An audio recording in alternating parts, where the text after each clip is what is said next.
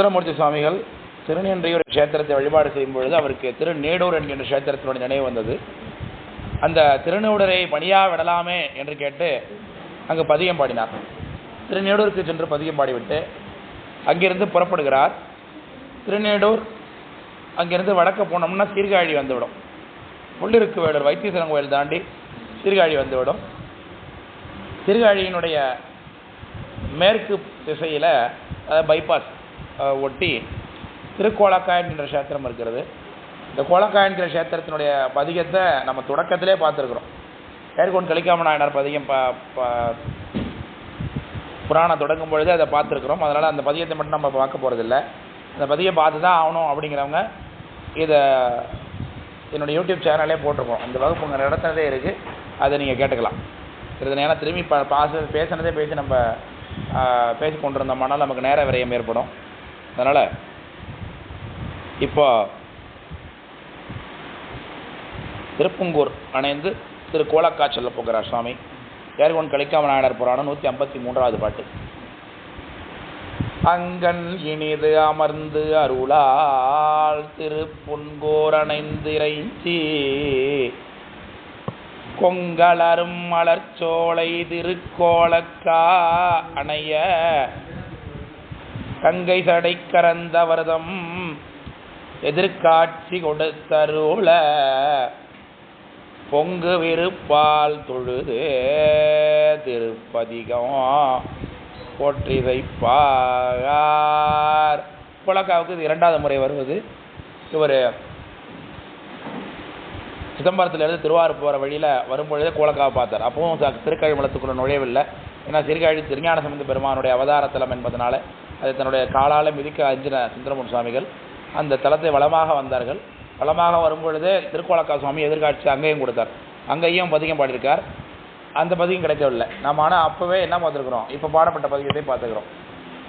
அந்த திருக்கோலக்காவுக்கு செல்வதற்கு முன்பாக திருப்புன்கூர் என்ற க்ஷேத்திரத்தை அடைகிறார். திருப்புன்கூர் என்ற க்ஷேத்திரம் பார்த்தீங்கன்னா இப்போ எப்படி எந்த வழியாக போயிருப்பார், நீடூர்லேருந்து வாழ்கொழிப்புத்தூர் அந்த சாலை என்ன அப்படியே இருக்குது. வாழ்கொழிப்புத்தூர் வரைக்கும் போய் வாழ்கொழிப்புத்தூரில் திரும்ப கிழக்க வந்தால் கிழக்க நமக்கு வைத்தீஸ்வரன் கோயில் என்கின்ற ஊர் இருக்கிறது.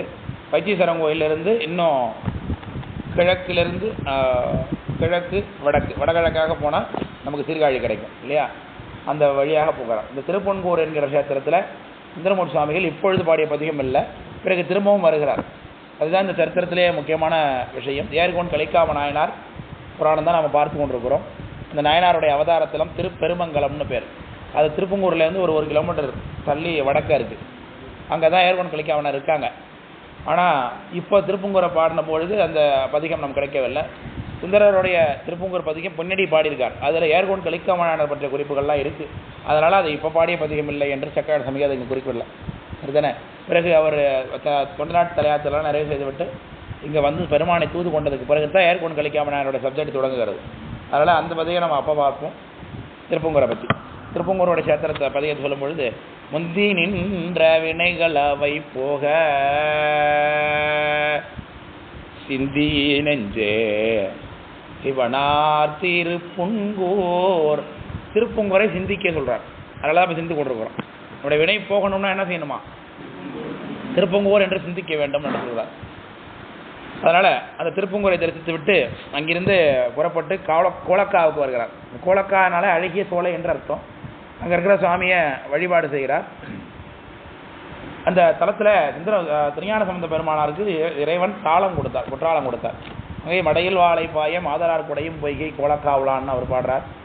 பாடிக்கொண்டிருக்கும்பொழுது கையில் அங்கை கொட்டி பாடுறார். அப்படி ஆதி தாளமாக இப்படி போடுவீங்க.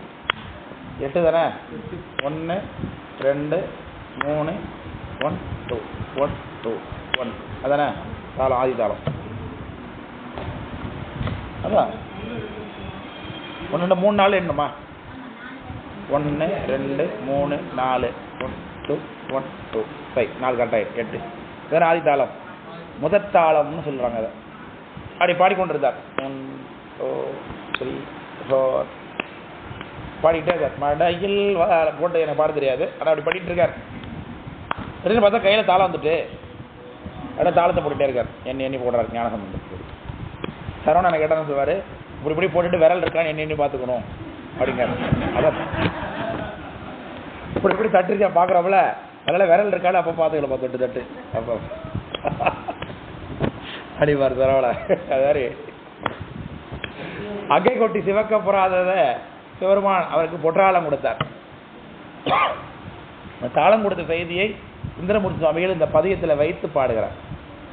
அற்றிசை வல்ல ஞான சம்பந்தனுக்கு தாளம் இந்த இன்னருள் கண்டு திருவடி அடைந்தேன்னா இந்த இடத்துல சொல்லுகிறான். அதை அந்த பதியம் நம்ம கோலக்கா பதியம் தொடக்கத்திலே பார்த்துட்டோம். அதனால அந்த பதியம் அப்போ பார்க்கவில்லை. நாம கோலக்கா அணைய கங்கை தகடை சிறந்த வரதம் எதிர்காட்சி கொடுத்தரல பொங்கு வெறுப்பால் தொழுது திருப்பதிகம் போட்டு சேர்ப்பார். திருஞான சம்பந்த திருக்கைகளால் ஒற்றி பெருகார்வத்துடன் பாட பிங்ககனார் கண்டிறங்கி அருளாலை திருத்தாளம் அளித்தபடி சிறப்பித்து பொருள்வாளை திருப்பதிகம் பாடியே போட்டு சேர்த்தார் என்று சொல்கிறார். அது என்ன பாட்டு அப்படின்னா அதை மட்டும் சொல்லுங்க, யாரை பற்றி எடுக்க வேண்டியதில்லை, நான் மட்டும் சொல்லிடுறேன்.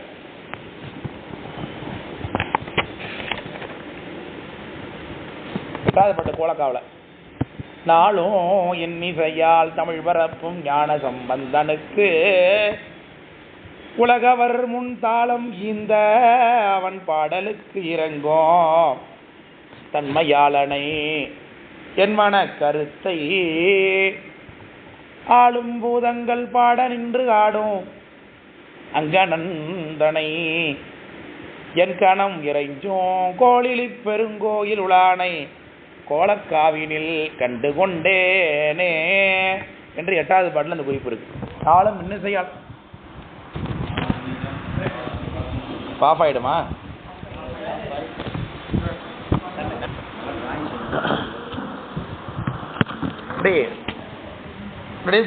படம் போட்டுலாம் காமிப்போம், அதை யாரும் பயன்படுத்துறது இல்லை, படம் போட்டாலும் புரியாது, அதனால அது போட மாட்டேன் நிறுத்தியாச்சு. இந்த ரோட்லாம் போட்டு காமிக்கிறதுலாம் இல்லையா?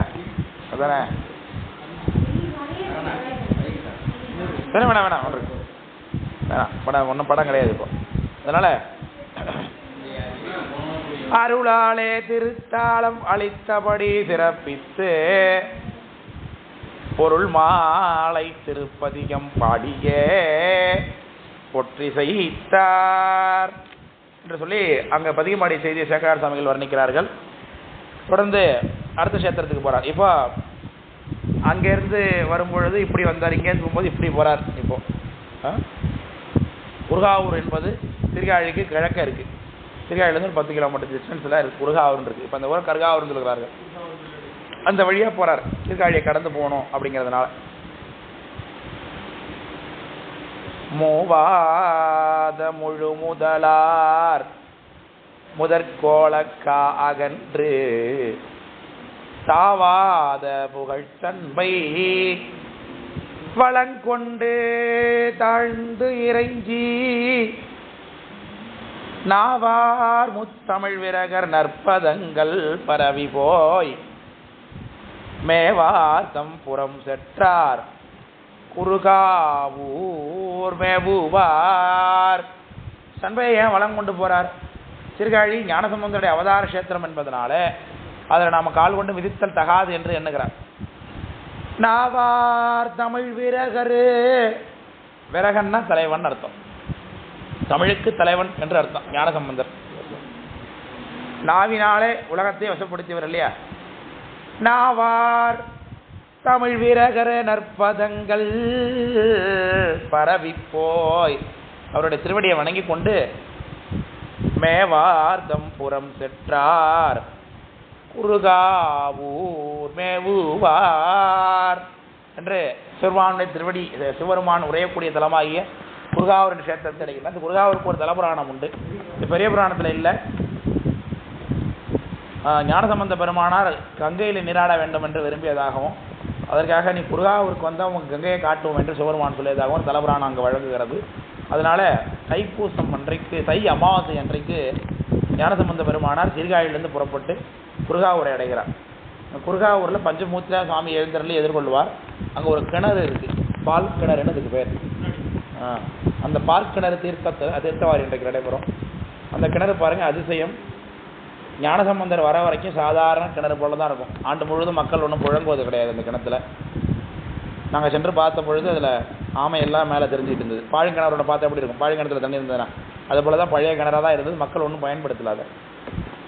அது என்ன மாயமோ தெரியவில்லை.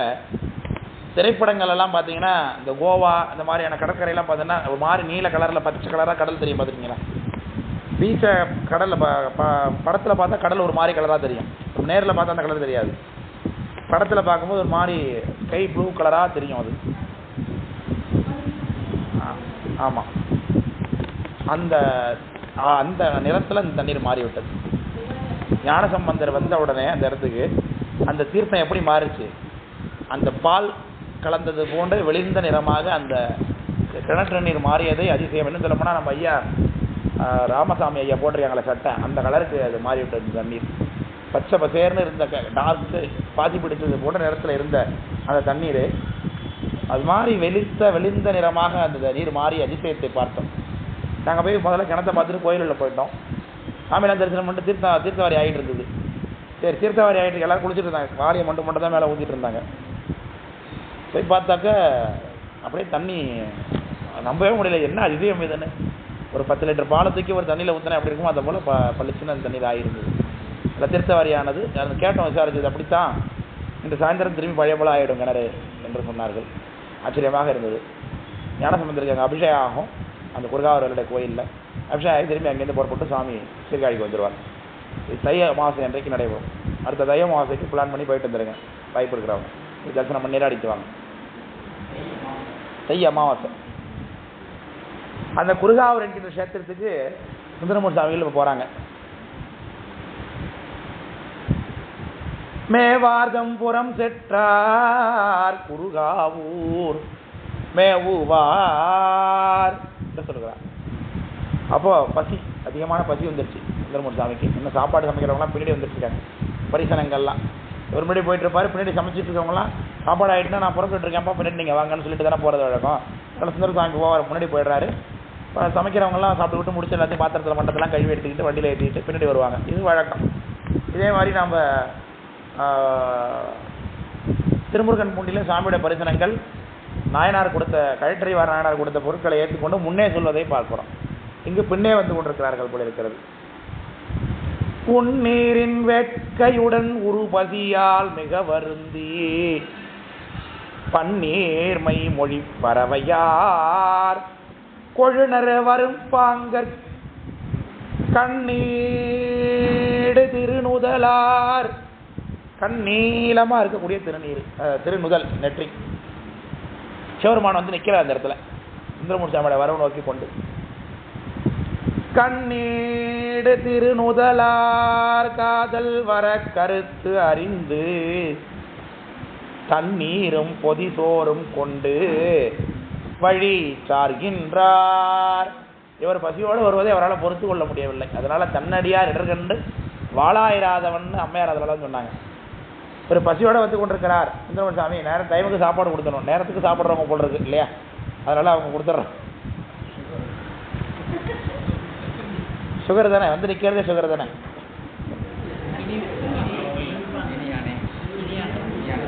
குன்னீரின் வேட்கையுடன் உரு பசியால், தாகமும் இருக்கு பசியும் இருக்கு. பசி இல்லாமல் தாகம் இருக்க வாய்ப்பு இருக்கு. சாப்பாடு சாப்பிட்டு தண்ணி குடிக்கலன்னா தாகமாக இருக்கும். இட்லி சாப்பிட்டீங்கன்னு வச்சுங்களேன், இட்லி தோசைலாம் சாப்பிட்டு வந்தீங்கன்னா காலைல ஒரு 10-11 மணிக்கெலாம் தாகமாக தாங்காது. இங்கே இவருக்கு என்னவும் இருக்குது, நல்ல வெயில் நேரத்தில் வந்தார் சாமி, அதனால் நல்ல பசி இருக்குது. அதோட கூட தண்ணீரும் தேவையாக இருக்குது அவருக்கு. ஆனால் யாரும் கொண்டு வரல, வாட்டர் பாட்டில் ஒன்றும் வச்சில்ல போல் இருக்குது சாமி. என்னுடைய சுமந்து வந்தவங்க முன்னாடி வந்துட்டாங்க, ஒரு வேகமாக வந்துட்டார் சாமி. பன்னீர்மை மொழி பறவையார் கொழுநர் வரும் பாங்கர். அவரோட வரவை எதிர்பார்த்து கொண்டு சாமி நிற்கிறாருங்க. சுந்தரசாமி சாமி வராரா, எந்த வழியாக வராரோ அந்த வழியில் போய் இருந்துட்டு இருக்கார் சாமி. கண்ணீடு துருநுதலார் காதல் வர கருத்து அறிந்து தண்ணீரும், தண்ணீர் அப்படின்னு அந்த குளுமையான நீர், நல்ல தாகமாக இருக்கும்போது சில்லுன்னு தண்ணி போர்லேருந்து எடுத்து தண்ணி குடித்தா அது ஒரு மாதிரி இன்பமாக இருக்கும். நீங்கள் அக்வாஃபினா வாங்கி குடித்தா கூட நீங்கள் உங்களுக்கு அது தாகத்தை தீர்க்காது நேரத்தில். ஏன்னா அதில் மினரெல்லாம் இவன் டேலி பண்ணி வச்சிருப்பான் எல்லாத்தையும். பூமியிலேருந்து கொடுக்கக்கூடிய தண்ணீரை நீங்கள் குடிச்சு வாங்கணும். எங்கள் ஊர் பக்கத்துலலாம் பார்த்தீங்கன்னா போர் செட்டு தண்ணீர் தான். தண்ணீர்லேருந்து நீங்கள் குடிச்சிங்கன்னா அது டேரெக்டாக ரெஃப்ரிஜரேட் பண்ண மாதிரி தான் இருக்கும். பூமியிலேருந்தே வருது தண்ணி, சில்லுன்னு இருக்கும். அப்படியே இதை குடிச்சிட்டாலே பசியெல்லாம் பறந்து போயிடும். தண்ணீருக்கே அவ்வளோ வகமத்துவத்தோடு இருக்கும் போர்லேருந்து எடுத்து குடிக்கிற தண்ணீர். அப்படி தண்ணீரும் பதிசோறும் கொண்டு வழித்தார்கின்றார். சரி, சாப்பாடுலாம் ரெடி பண்ணியாச்சு. வந்தவங்க கூட்டமாலாம் வராரு இவர் சுந்தரமூர்த்தி சாமி. அதெல்லாம் பந்தல்லாம் போடணும் இல்லையா? சாமியான பந்தல்லாம் தற்காலிகமாக போட்டுக்கிறார். இப்போதான் டக்குன்னு சுருட்டிட்டு கிளம்ப முடியும். அதனால வேணில் உருவையில் வெம்மை தணிப்பதற்கு விரை குளிர் மென்பானல் மலர்த்தடம் போலும் பந்தல் ஒரு பால் அமைத்தே. ஒரு பகுதியில் பந்தல் நீட்டாக போடுற பெரிய பந்தல், நல்லா பந்தல் போட்டு மேலே நல்லா சீலிங்கில் நல்லா விசித்திர விதானம் அமைத்து கீழே நல்லா தண்ணீர்லாம் தெளித்து அங்கங்கே சேர் போட்டு டைனிங் டேபிள்லாம் போட்டு ரெடியாக வச்சுருக்காரு சாமி இல்லையா? அடியாருக்கா சாப்பிட்றது. சாப்பிட்டுட்டு முடிச்சா கீழே படுத்துக்கிறதுக்கு நல்லா பெரிய படுதாலாம் விரிச்சு அங்கங்கே சின்ன சின்ன பாய் தலைவாணி எல்லாம் போட்டு ரெடி பண்ணி வச்சிருக்காரு, தயார் பண்ணி வச்சிருக்காரு எல்லாம். வேணில் உருவையில் வெம்மை தணிப்பதற்கு விரை குளிர் மென் பால் நல் மலர் தடம் போல சொல்றார். இந்த பந்தல் எப்படி இருந்ததுதான்? வாசனையா இருந்தது, குளிர்ச்சியா இருந்தது, மென்மையா இருந்தது, பால் போல இருந்தது, நல்லா இருந்தது, மலர் போல இருந்தது, குளம் போல இருந்தது. 7 சொல்றார். அந்த பந்தல் எப்படி சொல்றது இல்லையா? சாமி அமைத்த பந்தல் இப்படி இருக்கு. பிறை குளிர் மென் பால் நல் மலர் தடம் போலும் பந்தல் பார்க்குளம் போல இருந்ததான் பார்க்கறது. அந்த அவ்வளோ குளுமை உள்ளத்தை உட்காந்துக்கிற போல தோணும் எல்லாருக்கும் பார்த்தாலும். எங்கே பார்த்தாலும் எங்கே ஏசி வச்சிருக்காருன்னு தெரியல, ஆனால் பார்த்தா எங்கே பார்த்தாலும் ஜிலு ஜிலு ஜிலுன்னு காத்தடிச்சு கொண்டிருக்கிறது உள்ள இல்லையா? பானல் மலர்த்தடம் போலும் பந்தர ஒரு பால் அமைத்து. இவரு நிற்கிறாருல்ல, ஏன் பந்தரத்தெல்லாம் போட்டு வச்சு ஆள் யாருன்னா கூப்பிட்டு வச்சு உபசரிக்கிறதுக்கு ஆள் இருக்கணும் இல்லையா? ஆன மறை வேதியராய் அருள் வேடம் கொண்டிருந்தார். வேதியரை போல தன்னை மாற்றிக்கொண்டு நல்லா நல்லா நல்லா குடிமையெல்லாம் ஏற்றி கட்டிட்டு சுத்தமாக வழிச்சுவிட்டு மேலே குடி விட்டு வச்சுக்கிட்டு நல்லா திரிபுண்டரம் தரித்து கொண்டு நல்லா பஞ்சகச்சம் கட்டி நல்லா நிற்கிறார் சாமி. ரெடியாக நிற்கிறார் அந்த கூப்பிடுறதுக்காக. ஆன மறை வேதியராய் அருள் வேடம் கொண்டிருந்தார் மானமரும் திருக்கரத்தார். யாரு? மானை கையில வைத்திருக்கக்கூடியவராகிய சிவபெருமான். வன் தொண்டர் தமை பார்த்து, சுந்தரர் வந்து கொண்டிருக்க வழியை பார்த்து கொண்டே இவர் இருக்கிறாராம். அவர் சுந்தரமூர்த்தி சாமியுடைய கொடுப்பனம் என்ன, அவருடைய அன்பு என்ன, அவர் எவ்வளவு முக்கியத்துவம் உடையவராக. அவருக்கு அன்புனா அப்படி இருக்கணும். ஃப்ரெண்ட்ஷிப்னா என்ன ஃப்ரெண்ட்ஷிப்பு இந்த காலத்தில் நம்மளாம் வைத்திருப்பதான் ஃப்ரெண்ட்ஷிப்பா. அவரை பாருங்க, ஃப்ரெண்டு மத்தியான சாப்பாடு சாப்பிடணுன்னே வந்து மார்வேஷம் போட்டுக்கிட்டு வந்து சாப்பாடெல்லாம் தயார் பண்ணி பந்தல் போட்டு ஃப்ரெண்டோட கூட வந்திருக்காங்கலாம் சாப்பிடணுன்னு தயார் பண்ணி வச்சிருக்காரு. எடுக்கன் உடுக்க இழந்தவன் கை போலாங்க எடுக்கன் களைவதான் நட்புன்னார். இது இங்கே மட்டும் சொன்னார். சாமி எப்படி வார்த்தையை காப்பாற்றுறாரு பாருங்க. நம் தமர் ஊரன்கின்றான் நொடித்தான் மலை உத்தமனையில் நிறைவுல கூட சொல்லி சிலாய்க்கிறார் சுந்தரமூர்த்தி சாமி. அதனால் நம்ம ஃப்ரெண்டு சாப்பிடாம நம்ம என்ன பண்ணுவோம்? ஃப்ரெண்டு சாப்பிட அதை பிடிக்காத நம்ம திட்டுருவோம் ஃப்ரெண்டு கூட சாப்பாடை இல்லையா? ஆனால் அவர் சுந்தரமூர்த்தி சாமி தோழமை கொடுத்தவர். அவர் பசியோடு இருக்கக்கூடாதுன்னு இவர் வந்து இவர் என்ன கேட்டாரா? நீங்கள் எதுவும் கேட்காம இருங்களேன், சாமி தானாக கொடுப்பார் எல்லாத்தையும். நீங்கள் கேளுங்க, அது கிடைக்கவே கிடைக்காது. நீங்கள் இதை நடக்கணும் சாமி, இதை நடக்கணும் சாமி, இதை நடக்க கேட்டுக்கிட்டே இருக்கலாம், அது நடக்காது. சரி பரவாயில்ல, சாமி என்ன செய்கிறதா நடக்கட்டும், அவருடைய சத்தம் அப்படின்னு இருந்து பாருங்க. நீங்கள் கேட்காதெல்லாம் நடந்து கொண்டே இருக்கும், சந்தோஷமாக இருப்பீங்க. அதுதான் சாமி நம்ம செய்ய சொல்கிறார். இப்போ சுந்தரமூர்த்தி சாமி பசிக்குது சாப்பாடு ஒன்றும் இல்லை என்ன சொல்லிட்டு இருந்தாரா? இல்லை, இவர் பசிச்சது அவரு தெரியுது. அதை இவர் சொல்றாரு, உனக்கு ரொம்ப பசியா இருக்கு அப்படிங்கிறார். வந்த உடனே வேற வேனில் உருவையில் வெம்மை தணிப்பதற்கு விரை குளிர் மென்பானல் மலர் தடம் போலும் பந்தல் ஒருவாள் அமைத்து ஆனமறை வேதியராய் அருள் வேடம் கொண்டிருந்தார் மானமரும் திருக்கத்தார் வன் தொண்டர் தமை பார்த்து. அவர்கின்ற வழியை பார்த்து கொண்டிருக்கிறார் இவர். எப்போ வருவார்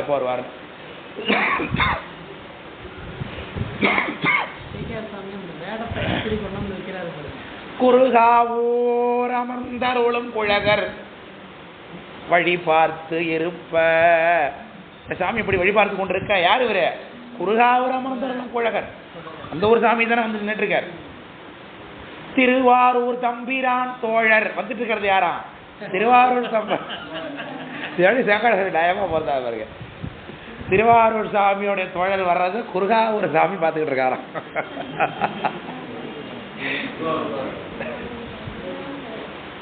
திருவாரூர் தம்பிரான் தோழர் திருத்தொண்டருடன் வருவார். திருத்தொண்டர்கள் கூட வந்துட்டு இருக்கார் சாமி. வந்தோடனே வெய்ய தாங்க முடியல, தாகமாக இருக்குது, பசியாக இருக்குது. தூரத்தில் பந்தல் தெரிஞ்சாலே என்ன பண்ணுவான், ஓடி போய் உள்ளே நிற்கலாம் அப்படின்னு தானே தோணும் எல்லாருக்கும். அப்படியெல்லாம் கூட்டமாக வந்து கொண்டு இருக்கும் பொழுது இவர் என்ன பண்ணுறாரு, குருகாவூர் தம்புரான், குருகாவூர் குழ கிடைக்கிறார்ல வேதியர், அவர் போய் என்ன பண்ணுறாரு எல்லார்ட்டையும் பெருகார்வம் செல இருந்தார் சிவாய நம என பேசி வந்திருக்கக்கூடிய அடியார்கள்ட்ட போய் சாமி என்ன சொன்னாரா, சிவாய சிவாய சிவாய நம்ம அரசாங்க. அந்த அடியவர் குளத்தில் இருக்கக்கூடிய வேதியர் குளத்தில் சிவபெருமான் எப்படி போய் கூப்பிட்டுருக்காரு எல்லாரையும், சிவாய நம என பேசி. சேக்கரார்த்தம் எப்படி நாம் நடந்து கொள்ள வேண்டியதை நாம் எப்படி நடந்து கொள்ள வேணுங்கிறது காமிக்க இல்லையா. அடியார்கள் வந்தால் எப்படி பேசிக்கொள்ள வேண்டும், சிவாய நம ஐயா என்று நம்ம பேசிக்கொள்ள வேண்டும். சிவாய நம என பேசி இருந்தார். அவர் பேர் அவரே சொல்றாரு. அவர் செஞ்சு கேட்டதான் நமக்கு தெரியும். எனவே தேவும் தானே, எரிவளர்ப்பவனும் தானே, உணவுகள் தவனும் தானே அப்படின்னு எல்லாமே அவரு தான் இல்லையா. ஒரு பெண்ணும் புருடனும் பெண்ணுமாகி மனம் புணர்பவனும் தானே அப்படின்னு சொல்லி உலகத்து உயிரெல்லாம் போகப்படுவதற்கு அவர் போகப்படுவது போல காட்டுகிறார் இல்லையா. அவன் எப்படி நடந்து கொள்ள வேண்டும் என்பது சாமி காட்டுறார். அப்படி திருவாரூர் தம்பிரான் தோழர் திருத்தொண்டருடன் வருவார் அப்பந்தரிடை புகுந்து திருமறை அவர்பால் பெருகார்வம் செல இருந்தார் சிவாய நம என பேசி. சிவாய நமன்னு பேசிக் கொடுக்குறாங்க எல்லாரும். அவங்க சொன்னா இவங்க சொல்ல மாட்டாங்களா, சிவாய நம்ம சிவாய நம்ம சிவாய ஐயா சிவாய ஐயா சிவாயனம் ஐயா சிவாயனம் சொல்றாங்க. அடுத்து என்ன, ஆல நீழல் கீழிருந்தார் அவர் தம்மை எதிர்நோக்கி. சுந்தரமூர்த்தி சாமி பார்த்து பேசுறார். யாரு, ஆல நீழல் கீழே உட்கார்ந்துருக்காரு இல்லையா சாமி, அந்த அந்தனர் சொல்றார், சால நீ பசித்தீர். இவர் ஒன்றும் பசிக்குதுன்னே சொல்லல இல்லையா, சுந்தரர் பசிக்குதுன்னு எங்கேயாவது சொல்லியிருக்காரு. அப்போ சாமியா சொல்றார், நமக்கு என்ன தேவைன்னு அவருக்கு தெரியுது பாருங்க. அப்போ நமக்கு என்ன தேவைன்னு அவருக்கு தெரியுதுங்க. நமக்கு பசிக்குமா, இது ரெண்டாவது இடம். உங்களே கல்யாண புராணத்திலையும் போய் சொல்றார், சாலவும் நீ பசித்தீர், நீ சென்று நீ தடநெடும் அணையில் சென்று பாலின் நடிசில் ஒன்று பரிவரல் ஒழிக. அப்ப நமக்கு பசிச்சா கூட தெரியக்கூடிய சாமிக்கு நமக்கு என்னென்ன தேவைங்கிறது தெரியாதா.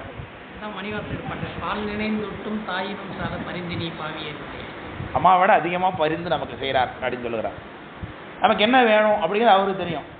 அதை விட்டு அவருக்கு கொடுக்க நினைக்காததெல்லாம் நாம போய் எனக்கு வேணும் எனக்கு வேணும் அதை கூட இதை கூட நம்ம கேட்டுக்கொண்டிருக்கிறோம்.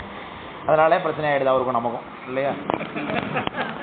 அவர்கிட்ட பசிக்கிறதும் தெரியும், நடிக்கிறதும் தெரியும். ஆள நீளக்கிழந்தார் அவர் தம்மை எதிர்நோக்கி சால மிக பசித்தீர் இப்பொதி சோறு தருகின்றேன் காட்டுறார்.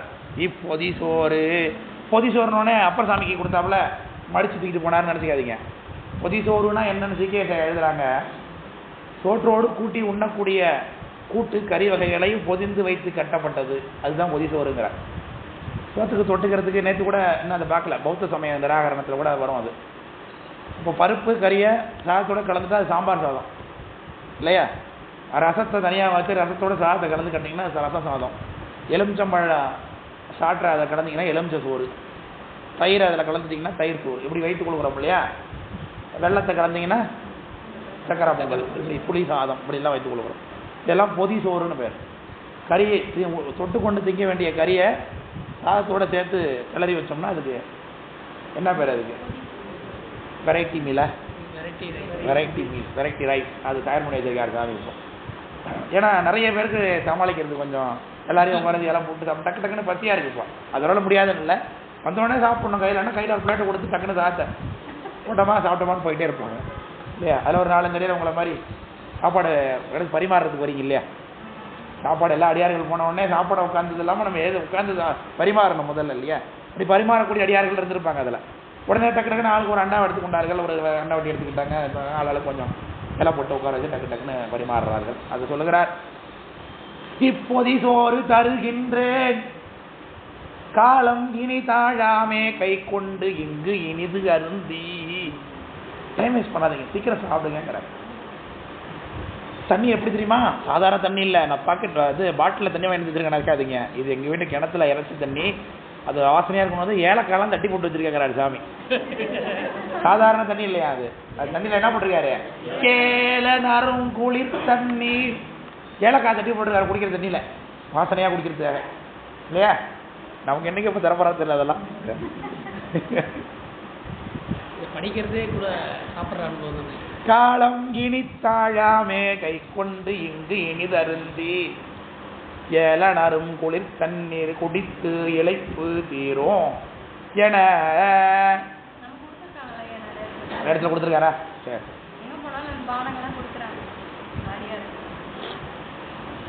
பண் தொண்டர் அது கேட்டு, அது கேட்கிறார் பார்க்கறாரு அந்த நேரம். அவர் எப்படி திரும்ப தெரியல திரும்ப இல்லையா? வேற யாரும் வந்தாரு, சாப்பாடு கொடுக்குறாரு, பசி நேரமா வேற இருக்கு, தானா வந்து சிக்கிக்கிறாரோ. இந்த நேரத்துக்கு இனிமேலுக்கு அடுப்பு கட்டி இனிமேலுக்கு உலைய வச்சு ஏற்றி இன்றைக்கு சாதம் கிளறி இன்றைக்கு சாப்பிட்டு முடிக்கிறது. அதனால சாப்பாடு நேராக வருதுங்கும் பொழுது கொடுக்கறது அந்த நேரம் மறையவர் ஆச்சாரமாக தான் சமைச்சிருப்பார். அதெல்லாம் ஒன்றும் பிரச்சனை இல்லை. எந்த ஹோட்டலில் வாங்கினதெல்லாம் கேட்க வேண்டியதில்லை. இப்போ நமக்கு படியிலக்கு தெய்வம் பகவான் ரங்கா பேசு இல்லையா? அது மாதிரி அவருக்கு படியிலக்கு பகவான் வந்திருக்கார் நமக்கு இங்கே. அதை என்ன பண்றார்? இவர் கொடுத்ததை நம்ம விளக்கக்கூடாது என்று எண்ணிக்கொண்டு பண் தொண்டர் அது கேட்டு மறைமுனிவர் தரும் பொதி சோறு இன்று நமக்கு எதிர் விளக்கலாகாது. அதான் அடியவர் ஒரு பொருள் கொடுத்தா வாங்கி கொள்ள வேண்டும், இதுதான் அர்த்தம். அதுக்கு அவங்க ஏதோ நம்ம மேலே அன்பு கொண்டு நம்ம கொடுத்தாங்கன்னா அதை வாங்கி கொள்ள வேண்டும். இது ஒரு கருத்து. ரெண்டாவது கருத்து, இப்போ இதை வேணாம்னு சொல்லிட்டா இன்னும் பசி உடனே எத்தனை மணி நேரம் இருக்கணுமா? அடுப்பை கட்டி உலைய வச்சு கொத்தாக்கி வர குழம்பு வச்சு சாம்பார் வச்சு எல்லாம் சாப்பிட்றது. இப்போயே மணி 3 ஆகிட்டு, மத்தியானம் 3 மணி ஆகிட்டு, வேறு சமைச்சா 5-6 மணி ஆகிடும். அது ரெடி நைட்டு சாப்பாடு ஆகிடும் அது இல்லையா? அதனால் இது சரி வராது. இனிமேல் சமைச்சு சாப்பிட்றதெல்லாம் இவர் கொடுக்குற சாப்பிட வேண்டியதான் முடிவு பண்ணுறாரு இவர். இன்று நமக்கு எதிர் விளக்கலாகாது என்று இசைந்தருளி சாப்பிட்றாங்க. ஐயா நல்லா சாப்பிட்றாங்க அப்படிங்கிறார்.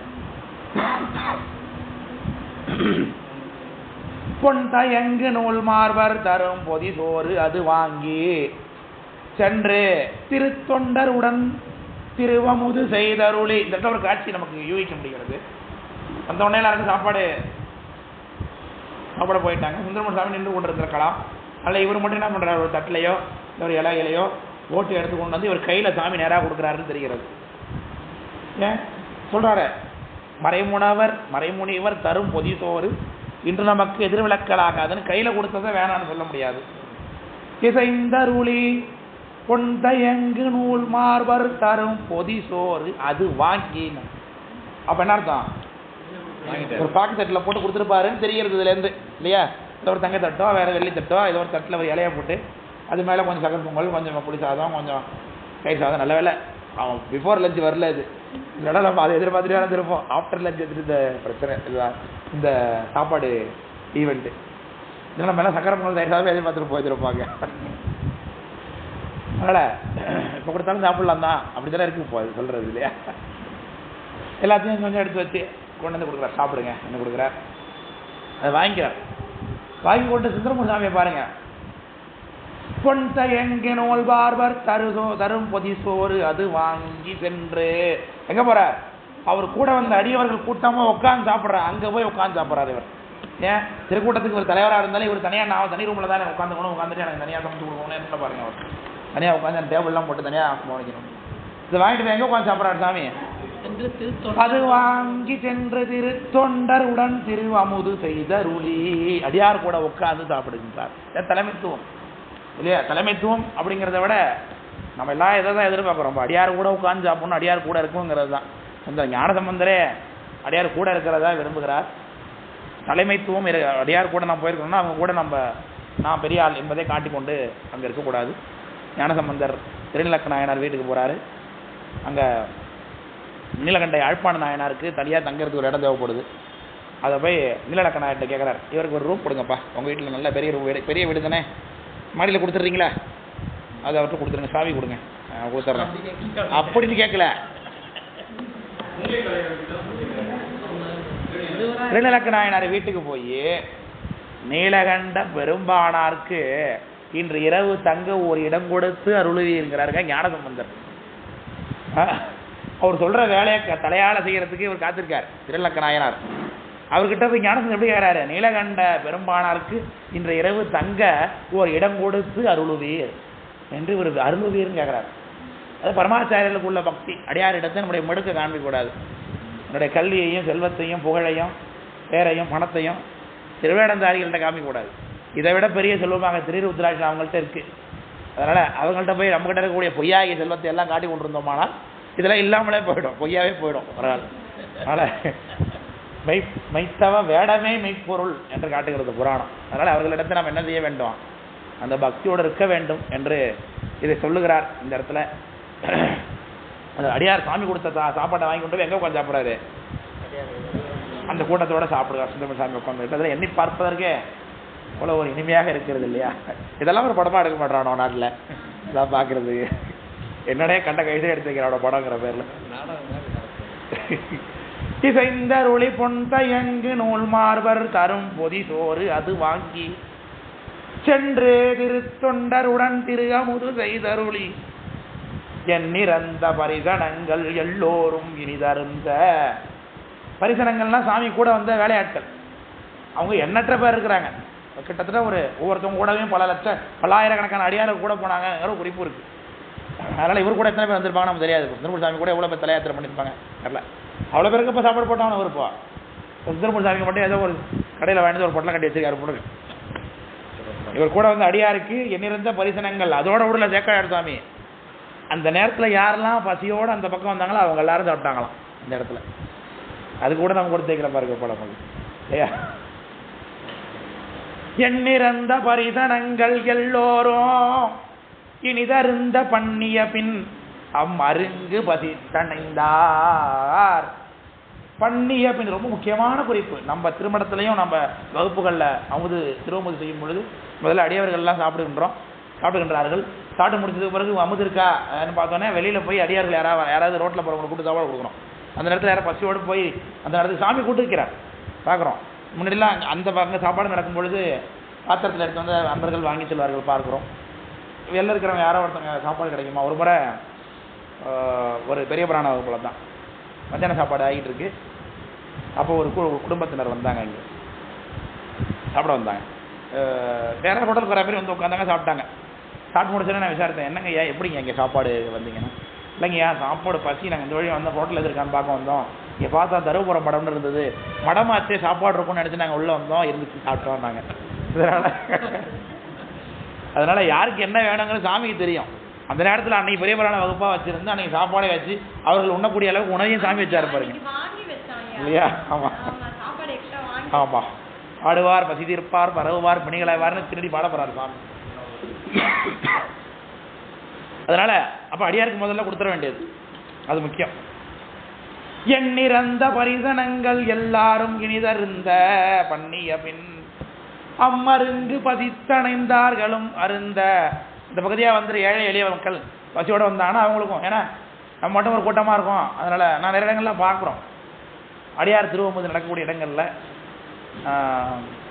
திருவாரூர் கோயில், சிதம்பரம், இது மாதிரியான இடங்களில் அடியார்கள் திருவமுது செய்கிறார்கள். அடியார்களுக்கு மண்டபங்களை பிடித்து வேறு இடங்களை பிடித்து அங்கே எளிய மக்கள் வந்து உணவருந்த வந்து வாசல் நின்னாங்கனாங்க, திருநீர் பூசிட்டு வா அப்போ தான் சாப்பாடு தருவேன், உத்திராட்சம் போட்டிருக்கேன் அப்போ தான் தருவேன் அப்படிங்கிறத வாசலில் நின்று அவர்கள் கண்டிப்பதை நான் பார்க்குறோம். அடியாருக்கு தான் இங்கே ஏற்பாடு பண்ணியிருக்கு, உங்களுக்கு கிடையாது, நீங்கள் வெளில போய் சாப்பிட்டுங்கன்னு சொல்கிறதே பார்க்கிறோம். அப்படி செய்யக்கூடாது என்பதுக்கு இந்த பாடல் ஒரு சான்று, பெரிய புராணத்தில் சான்று இல்லையா. எண்ணிறந்த பரிசனங்கள் எல்லோரும் இனிது அருந்த பண்ணிய மின் அம்மருங்கன்னா ஒரு வேளை சாப்பாடு தானே கேட்க வந்திருக்காங்க. அது ஒன்றும் சொத்து அழிஞ்சு போகிறது இல்லையா. மந்திரிங்காலத்து மண்ணு இருக்கெல்லாம் உண்டி கொடுத்தோர் உயிர் கொடுத்தோரே என்ன, அது முன்னாடி சாமி சொல்றா பாரு, பின்னாடி என் உடம்புல என் உயிரை இருத்தி வைத்தாயின்னு குறிப்பு சொல்றாரு வருது, அடுத்த பாட்டில் வருது அது. அதனால எண்ணிறந்த பரிசனங்கள் எல்லோரும் மனிதருந்த பண்ணிய பின் அம்மருந்து பதித்தணைந்தார்களும் மருந்த உன்னிறைந்து ஆரமுதா ஒரு காலம் உழவாது. சார் இப்போ எவ்வளோ சாதனம் சார் அடிச்சிருப்பாரு இவரு, ஏன்னா கணக்கு எவ்வளோ பேர் வருவான்னு அவருக்கு தெரியும். ஆனால் நமக்கு ஒரு கணக்கு பட்டோம்னா எப்படி பார்த்தாலும் இன்னைக்கு பெரிய பிராணம் நம்மளை பார்த்து அரைக்கடை இருந்து கூட்டுறமா இருக்கு. சரவணா அன்னைக்கு ஓடி போய் சாப்பாடு கடையை சொல்லிட்டு வச்சிருக்காரு, கூட்டம் அதிகமாக இருக்கு. அதனால சாமி என்ன பண்ணியிருக்காரு, அங்கங்கே அண்டாவில் புளி சாதம் தயிர் சாதம் இதெல்லாம் அங்கங்கே இருந்திருக்கும் இல்லையா, அது எடுக்க எடுக்க வந்து கொண்டே இருக்குன்னு சொல்லுகிறார். அதான் சொல்லுகிறார், உன் நிறைந்த அறமுதாய் உலகம் ஒரு காலம் உழவாதே. சங்கல்ப மாத்திரம் தான், அவருக்கு தெரியாது. சாதத்தை எடுக்க எடுக்க வந்து கொண்டே இருக்கிறது அதுல இருந்து சொல்லுகிறார். ஒரு காலம் உழவாதே புண்ணியனார் தாமளித்த பொதிசோறு பொழிந்ததால் சொல்கிறார். அதுல சாதாரண தீரவே இல்லை. எப்படி அக்ஷய பாத்திரத்தில் மணிமேகலைக்கு அது எடுக்க எடுக்க தீராமல் இருந்தோ போல சாமி அந்த குருவார் வெள்ளடையில் கொடுக்குற அந்த சாதமும் தீரவே இல்லை. அதனால முதல்ல சுவாமி அடியார் சுந்தரமூர்த்தி சாமி கூட வந்த அடியார்கள், அதுக்கடுத்து அங்கே பரிசரங்கள், அப்புறம் அங்கே பசித்த மருங்கணைந்தார் என்று சொல்கிறார். யாரெல்லாம் பசியோடு வந்தார்களோ அவர்களுக்கும் அந்த சாப்பாடு கொடுக்கப்படுகிறது. புன்னிறைந்த ஆரமுதாய் ஒரு காலும் உழவாதே, தீரவே இல்லை. அடிப்பக்கத்தை பார்க்கவே இல்லை அந்த அன்னவட்டி இன்னும் இல்லையா, வந்துக்கிட்டே இருக்கு சாதம் எடுக்க எடுக்க. புண்ணியனார் தாமளித்த பொதிசோறு பொழிந்ததால் சங்கரனார் திருஅருள் போல் தண்ணீரின் சுவையார்ந்து.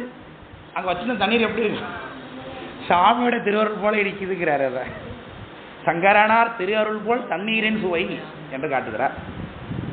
அதனால திருவருள் எப்படி திருவருளாகவே பார்ப்பது என்பது சுந்தரமூர்த்தி சாமி ஏற்கனவே பார்த்துருக்கிறோம். முன்னே வந்தது சிவனருளோ என்று பருணாச்சாரை பார்த்து அவர் புகழ்ந்ததை பார்க்குறோம். அதனால அவர் எதையுமே திருவருளாக தான் பார்ப்பாரு. இங்கே எல்லாருக்குமே திருவருள் போல இனிக்கிறது அந்த அனுபவம் கொடுப்பது. சங்கரனார், சங்கரனால என்பதை செய்பவன் என்ற பொருள். சங்கரனார் திருஅருள் போல் தண்ணீரின் சுவையார்ந்து பொங்கி வரும் ஆதரவால் அவர் நாமம் புகழ்ந்து ஏத்தி. நல்லா சாப்பாடு போட்டார்ப்பா சாமி என்று சாப்பிட்டுட்டு தண்ணியை குடிச்சிட்டு சிவாயனமே, ஏற்கனவே சிவாயனமாக பேச்சு கொண்டிருக்கிறார்கள். பெருமானுடைய பெருமையை பேசி அரகர சிவசிவ என்று அடிவர் எல்லாம் ஒருவருக்கு ஒருவர் பெருமானுடைய புகழை ஏற்றி கொள்கிறார்கள். அங்கே தண்ணியை குடிக்கிறாங்க. பொங்கி வரும் ஆதரவால் அவர் நாமம் புகழ்ந்து ஏத்தி அங்கு அயர்வால் உண்டமயக்கம் தொண்டனுக்கு உண்டு இல்லையா. அடுத்து சாப்பாடு சாப்பிட்டோன்னே அடுத்து கொஞ்சம் தூக்கணும் தான் தோணே. வெய்ய வேற அடிச்சுட்டு இருக்கு, கொஞ்சம் தூங்கி எழுந்திரிச்சு சாயந்தரமாக சிரம பரிகாரம்லாம் பண்ணிவிட்டு அன்றாலாம் பண்ணிட்டு அப்புறம் தான் அடுத்த கட்ட தலையாத்திரை தொடர வேண்டும் என்பதனால கொஞ்சம் தூக்கம் வருது எல்லாருக்கும்.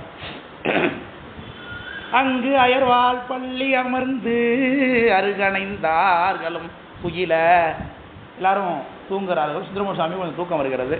இது சாமியோட வேலை. நமக்கு எப்போ தூங்க வர வைக்கணும்னு அவருக்கு தெரியும். முக்கியமான நம்ம கம்யூனிகேட் பண்ணணும்னா சாமி தூக்க வச்சுருவார் நம்மளை. பெரும்பாலும் பார்த்தீங்கன்னா கடவுளை தான் பல கடவுளை கொடுப்பாரு. முக்கியமாக சுந்தரமூர்த்தி சாமிக்கு இங்கேயும் திருப்புகலூர்லேயும் மெளிதாக தூங்க வச்சு தான் அந்த உடனே அந்த பலகையெல்லாம் சுடுமண் பலகையெல்லாம் எடுத்து அடுக்கி வைக்கிறாரு. சுட்டு வச்சு போட்டு படுத்தாருன்னு பார்க்குறோம். உங்களே கலைஞனான புராணத்துலேயும் அவருக்கும் அது உண்மையான தூக்கமோ இல்லை சாமி கொடுத்தாரோன்னு தெரியல, தூங்கினார் அப்படி சாஞ்சார் என்று சொல்வதை சேக்கார் சாமி சொல்வதை பார்க்குறோம். அதனால் அந்த சாமி ஏதாச்சும் அற்புதத்தை நிகழ்த்துறதுக்கு நம்மளோட அறிவு மறைப்பு செய்வார் இல்லையா. நேரடியான அற்புதத்தை நிகழ்த்த நம்மளால தாய் கொள்ள முடியாது இல்லையா. அதனால ஒரு அற்புதம் நிகழ்த்துவதற்காக எல்லாரும் கொஞ்சம் லைட்டாக தூங்குறாங்க. பொங்கி வரும் ஆதரவால் அவர் நாமம் புகழ்ந்து ஏத்தி அங்கு அயர்வால் பள்ளி அமர்ந்து அருகணைந்தார்களும் துயில கங்கை சடை கறந்தார். கங்கையை சடையில கறந்து கொண்டு வந்தார் இல்லையா. சாமி தன்னுடைய நிஜ கோலத்தை மறைத்து கொண்டு தான் அடியார்களுக்கு மனிதர்களுக்காக வருவார். அது ஆரம்பத்திலேயே பார்க்குறோம்.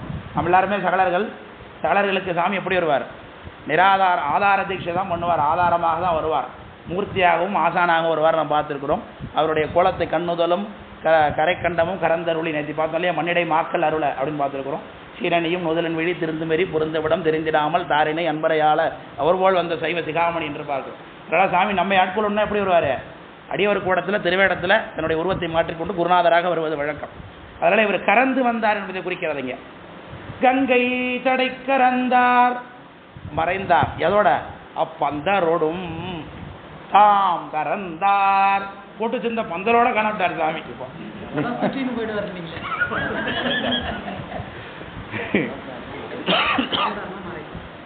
கங்கை தடை கறந்தார் அப்பந்தரோடும் தாம் கறந்தார். அப்போ சிறிது நேரம் தான் சிரோதானம் காட்டுவார். நம்ம அப்பர் சாமி பல்லாக்கு தூக்கி வந்து கொண்டிருக்கும் பொழுது மேலே ஞானசம்பந்தர் உட்கார்ந்துருக்கார். அப்போ அவருக்கு திடீர்னு ஒரு துணுக்கு மனதுக்குள்ள வேறு ஒன்று நிகழ்ந்தருள, மனதுக்குள்ள ஏதோ நிகழ்ந்து அவருக்கு என்னமோ தப்பா இருக்கு என்று நினைக்கிறார். ஏன்னா இவர் ஆச்சாரியனாக ஏற்றுக்கொண்டு அவர் கும்பிடுகிறார். அந்த ஆச்சாரியனை பார்ப்பதற்கு தான் அவர் போறார் அந்த ஊருக்கே. அவரே வந்து பல்லாக்க சுமந்து கொண்டிருப்பது என்பது இவருக்கு கொஞ்சம் மனதில் துணுக்கு ஏற்படுகிறது. உடனே தெரிஞ்சிடுது இல்லை அவருக்கு. அப்புறம் தான் வெங்குற்றார் என்று உடனே கேட்கிறார். அதுபோல இப்போ சுந்தரமூர்த்தி சாமிக்கு திடுக்குன்னு இப்போ தான் உண்டாகுது ஒரு உணர்வு. சித்த நிலை திரியாத திருநாவலூர் மன்னர், அவரிடத்தை அது அதிகமாக ஒன்றும் வேலை செஞ்சிடாது இந்த மறைப்பு. அதனால சித்தநிலை தெரியாத திருநாவலூர் மன்னர் அத்தகுதியினில் பள்ளி உணர்ந்து, நம்ம தூங்கி எஞ்சோன்னு சொல்றோம் இல்லையா, அது சேக்கரார் சாமி பள்ளி உணர்ந்துன்றன்னு சொல்றாங்க. அவங்க பள்ளி உணர்ந்து அவரை காணாமை, பெருமானை காணவில்லை, அந்த சாப்பாடு கொடுத்த அந்தரை காணவில்லை, போட்டிருந்த பந்தலையும் காணும். எல்லாம் பந்தலை கீழே தான் படுத்துருக்குறோம். பந்தலை கீழே படுத்துறோம், பந்தலை காணல அப்படின்னு பந்தலை விட்டு போயிடலாம். ஒருவேளை லைன் வந்துருக்குமா, அவர் வந்துட்டு போனது யாரு அப்புறம் எப்படி தெரியும்? அதனால சாமி அடையாளம் காட்டுகிறார். யாரோ ஒரு வைதிக வேதியர் வந்து கொடுத்துட்டு போனார், பந்தெல்லாம் போட்டிருக்கு, நம்மளாம் போயிடலாம்னு நினச்சிட்டு போயிட்டாங்கன்னா அற்புதம் எப்படி தெரியும்? அதனால சாமி பந்தரோடும் கரைந்தாருன்னாரு, பந்தரோட கப்பட்டார். உடனே அதிர்ச்சி ஆயிட்டார் சாமி. என்ன அதிசயம், அடிகளை வழி போந்த அதிசயம் அறியேனே என்னது போல இத்தனையா மாற்றம் அறிந்திலேன். இவர் பண்ற வேலை உள்ளோட ஒரு தடவை யார் கேட்டார். அங்க தம்மானே அறியாதே சாதியார் முளரே அம்மாந்தன் அடிகொண்டியன் முடிமேல் வைத்திடும் ஆசையால் வாழ்ந்திடும் அறிவியலா நாயன். அவர் வந்தப்போ கண்டுபிடிக்க முடியல இல்லையா? அவர் என்னை கொண்டு திருவடியை தலையில் வைப்பார் வேண்டி கொண்டு இருந்தேன். ஆனால் அவர் வந்தனைக்கு என்னால் புரிந்து கொள்ள முடியல. அதே மாதிரி இங்கேயும் பார்த்தீங்கன்னா வந்திருக்காரு கண்டுபிடிக்க முடியவில்லையே என்று பார்க்குறோம். இது ஒரு தடவை மட்டும் இல்லை, இன்னொரு தடவை திரும்பவும் கச்சூரால கோயில் இதே தான் நடக்குது. திரும்பவும் அங்கேயும் வந்து வேதியர் ஒருத்தர் தான் சாப்பாடு கொடுக்குறாரு சாமி. இத்தனையா மாற்றம் அறிந்திலேன் என எடுத்து மெத்தகைய திருப்பதிகம் விளம்பியே சென்று அடைவார் என்று அந்த குருகாவூர் சாமிக்கு இத்தனையா மாற்றம் அறிந்திலேன் என்று சொல்லி பதிகம் பாடிக்கொண்டே புறப்படுறார். அதுபோல் வழியில பாடின பதிகம் தெரிகிறது. முதுகுன்று அடைவோமே ஞானசுந்தர் வழியிலேயே பாடிக்கொண்டே போற. முதுகுன்றத்துக்கு அடைவோம், முத்தாறு வந்து அடிவீழ்தரு முதுகுன்று அடைவோமே என்று பாடியது போல போகும்போதே பாடிக்கொண்டு பாடிய பதிகம் அது தெரிகிறது. இத்தனையா மாற்றம் அறிந்திலேன் இடையெடுத்து மெய்த்தகை திருப்பதியும் விளம்பிய சென்று அடைந்தார்னு சொல்கிறார். அப்போ நம்ம பதிகம் பார்க்க வேண்டும். இப்போ இத்தனையா மாற்றம் இதில் பதியம் எடுத்துக்கொள்ள சுந்தரமூர்த்தி சாமி தேவாரம் நட்டராகம் என்ற பண்ணில் அமர்ந்திருக்கு.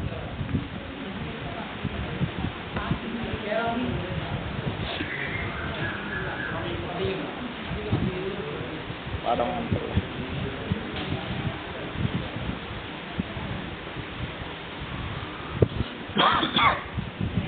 கேட்க ஒரு அச்சம் தான்.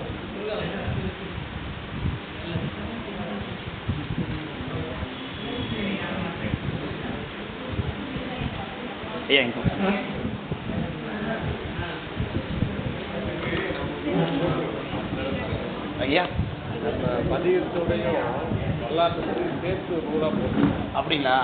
சரி சரி சரி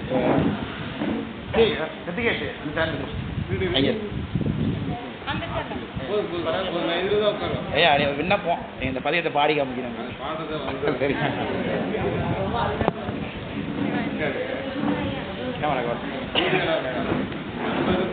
இருக்கட்டுங்க ஐயா. இந்த வரலாற்று முறைக்கு இவங்க பாடல் வரலாற்று முறையில பதிகத்தை போட்டிருக்காங்க.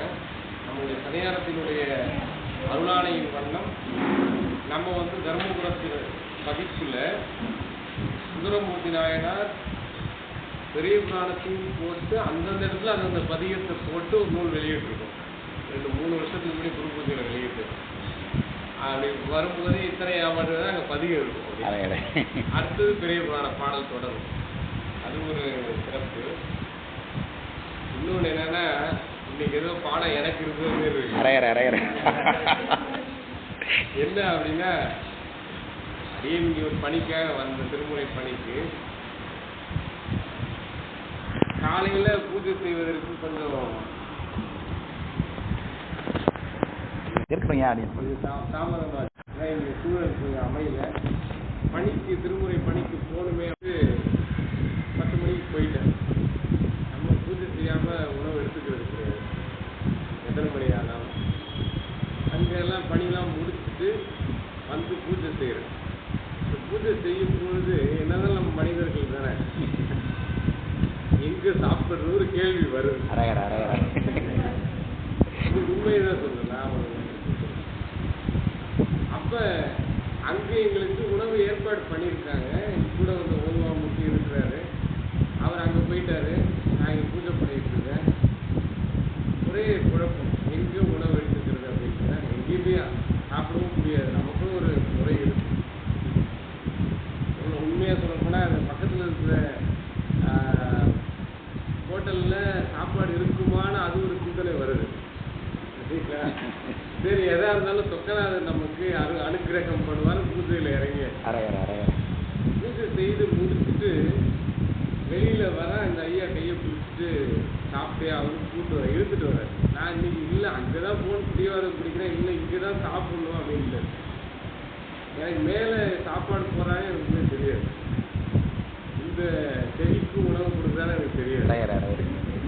நம்ம அதிகம் பாராயணம் செஞ்சுட்டு அப்படியே வந்துட்டு மேலே ஏறும்பொழுது எனக்கு ஒரு காட்சி.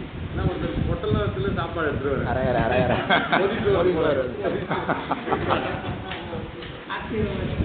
அதை பார்த்த உடனே எனக்கு சாப்பிட்றதுக்கு மனம் இல்லை. ஏன்னா இங்கே இருக்கிறவங்களுக்கே 10 போல அவங்க வாங்கிட்டு வராங்க, நம்ம வேற போய் கொடுக்க போறோமே அப்படின்ட்டு மனம் கொஞ்சம் தயக்கத்தோடே வந்தேன். அப்புறம் அன்பருடைய விருப்பத்திற்காக சரி நம்ம மனத்தில் சாப்பிட்றது எனக்கு பாக்கியம் அப்படின்னு உட்காந்து சாப்பிட்டேன். சாப்பிட்றேன், இவர் வந்து நமஸ்காரம் பண்ணுறாரு. அது மாகேஸ்வர பூஜையாக ஆயிடுது. சாதாரணமாக அன்னதானம் வேற, மாகேஸ்வர பூஜை வேற. ஆமாம். அப்போ இதெல்லாம் நடந்து முடிச்சுட்டு இப்போ அப்படியே கதை வந்து பேசிட்டு சரி இங்கே கதை கேட்கலாம் வந்தா அவர் அந்த கதை எனக்கு அடுத்து திகைப்பிட்ட வரும். 10 வருஷமா திகைப்பு எப்படி பார்த்துட்டு இருக்கேன். சாமி பொதுச்சோறு கொடந்து கொடுத்து உண்டு உறங்குற நேரம், நான் கொஞ்ச நேரம் கழிச்சு உறங்க போறேன். சரிங்களா? அதுக்கு முன்னாடியே இது நடக்குது. எல்லாவற்றையும் விட சாப்பாடு கொடுத்ததுல சிறப்பு. யாருக்கு கொடுத்தாலும் அந்த இந்த பதிகத்துல சொல்றாரு. இப்போ இந்த பதிகத்தை ஒரு பாடுவாரா இல்லையா அப்படின்னு யோசனை பண்ணிட்டே உட்காந்துருக்கேன். ஒரு பாடுறாரு, பதிகத்தை எடுக்கிறவங்க தான் முன்னாடி ஏற்றுறாரு. மனசுல ஓடிட்டு இருந்து அப்படியே சொல்லிட்டு பாடுவார் பசி தீர்ப்பாய் அப்படிங்கிறார். இது இன்னைக்கு அப்படி நடந்துச்சு. பாடி அங்க பாடின சாப்பாடு இங்கே போடுறாரு.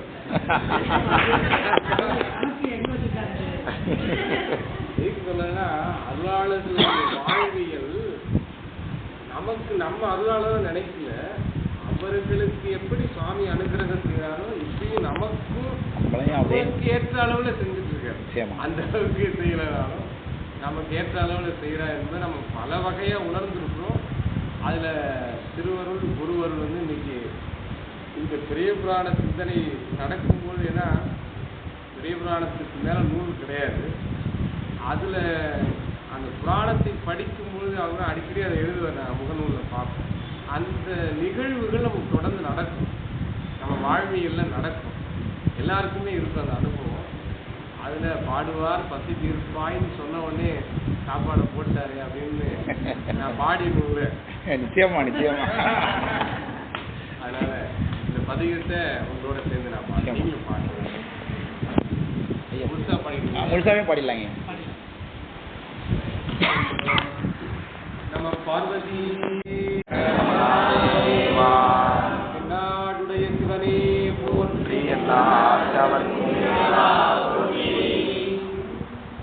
பாடும்போது 2 வகை இருக்கு. ஒன்று பன்னாங்கமா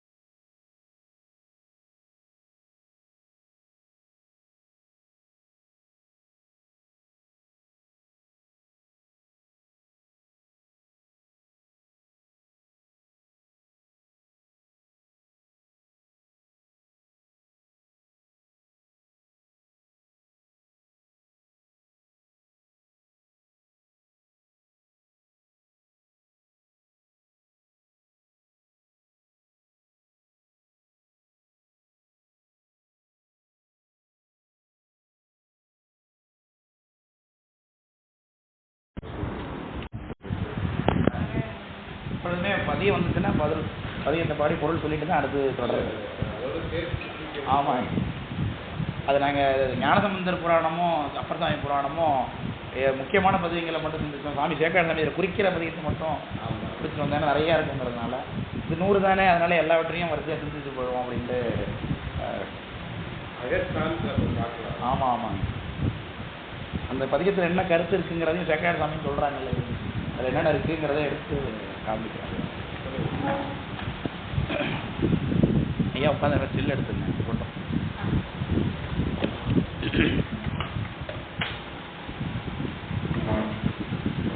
உண்மையாகவே ஒரு சிறப்புக்குரிய நாளாக இந்த நாள் அமைந்திருக்கு நமக்கு. ஏன்னா இது அடியேனா ரொம்ப எதிர்பார்த்து கொண்டது ஒரு பதியம்.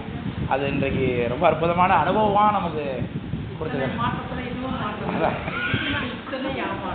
அதில் பெரிய புராண வகுப்பை சாமி நம்ம அங்கீகரிக்கிறார், இந்த பக்தியையும் அங்கீகரிக்கிறாருங்கிறதுக்கு இதெல்லாமும் ஒரு சான்று நமக்கு.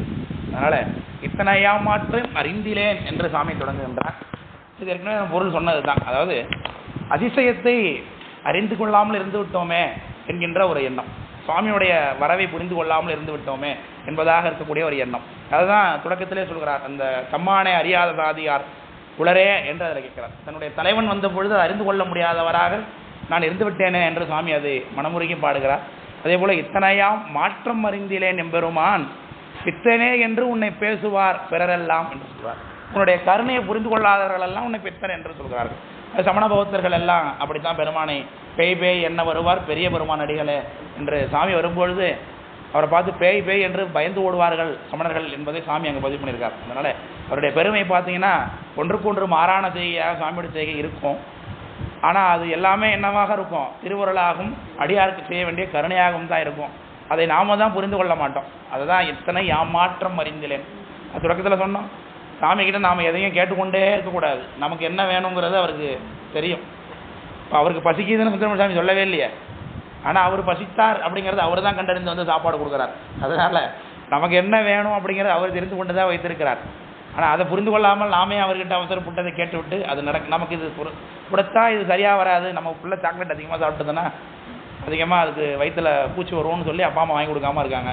அதுக்காக பிள்ளை அப்பா அம்மா மேலே கோச்சிக்கிட்டா பயன் நஷ்டம் யாருக்கு தான் ஆக போகுதுப்பா, அந்த குழந்தைக்கு தான் ஆகும். அதுபோல் நாமும் சாமி மேலே கோச்சிக்கிட்டோம்னாக்கா இதெல்லாம் செய்யலையே சாமி எனக்கு செய்யவில்லையே, இப்படி வழிபாடு செய்கிறேனே பதிகம் பாடுறேனே எனக்கு செய்து கொடுக்கவில்லையேன்னு பண்ணாக்க நம்முடைய அறியாமைன்னே அவர் இருப்பார்.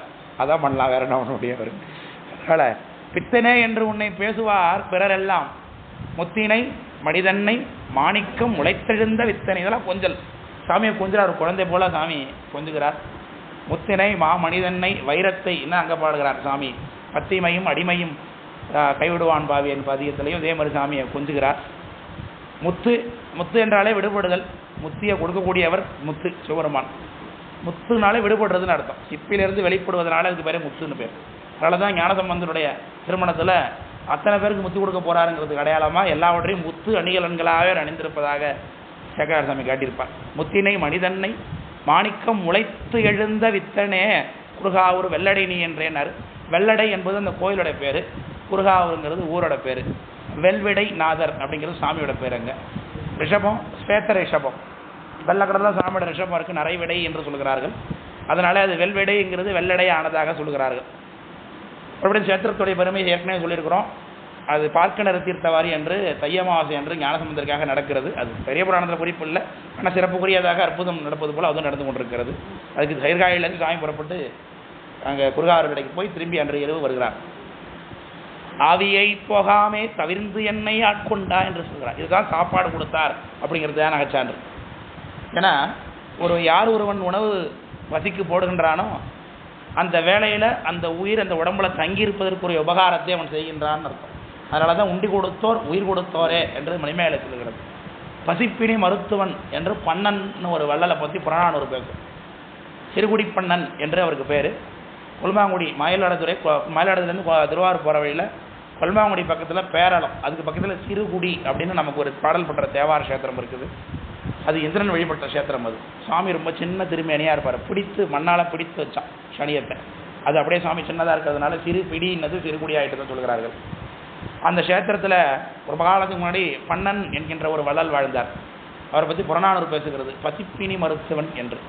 அதனால் உணவு இட வேண்டும் யாருக்குமே, பசியோட யாரையும் வைத்திருக்கக்கூடாது. அதனால தான் இறப்பவருக்கு ஈய வைத்தார்னார் அப்பர் சாமி. இறப்பவருக்கு ஈய வைத்தார், ஈபவருக்கு அருளும் வைத்தார், கரப்பவர் தங்கட்கெல்லாம் கடுநரகங்கள் வைத்தார்னார்.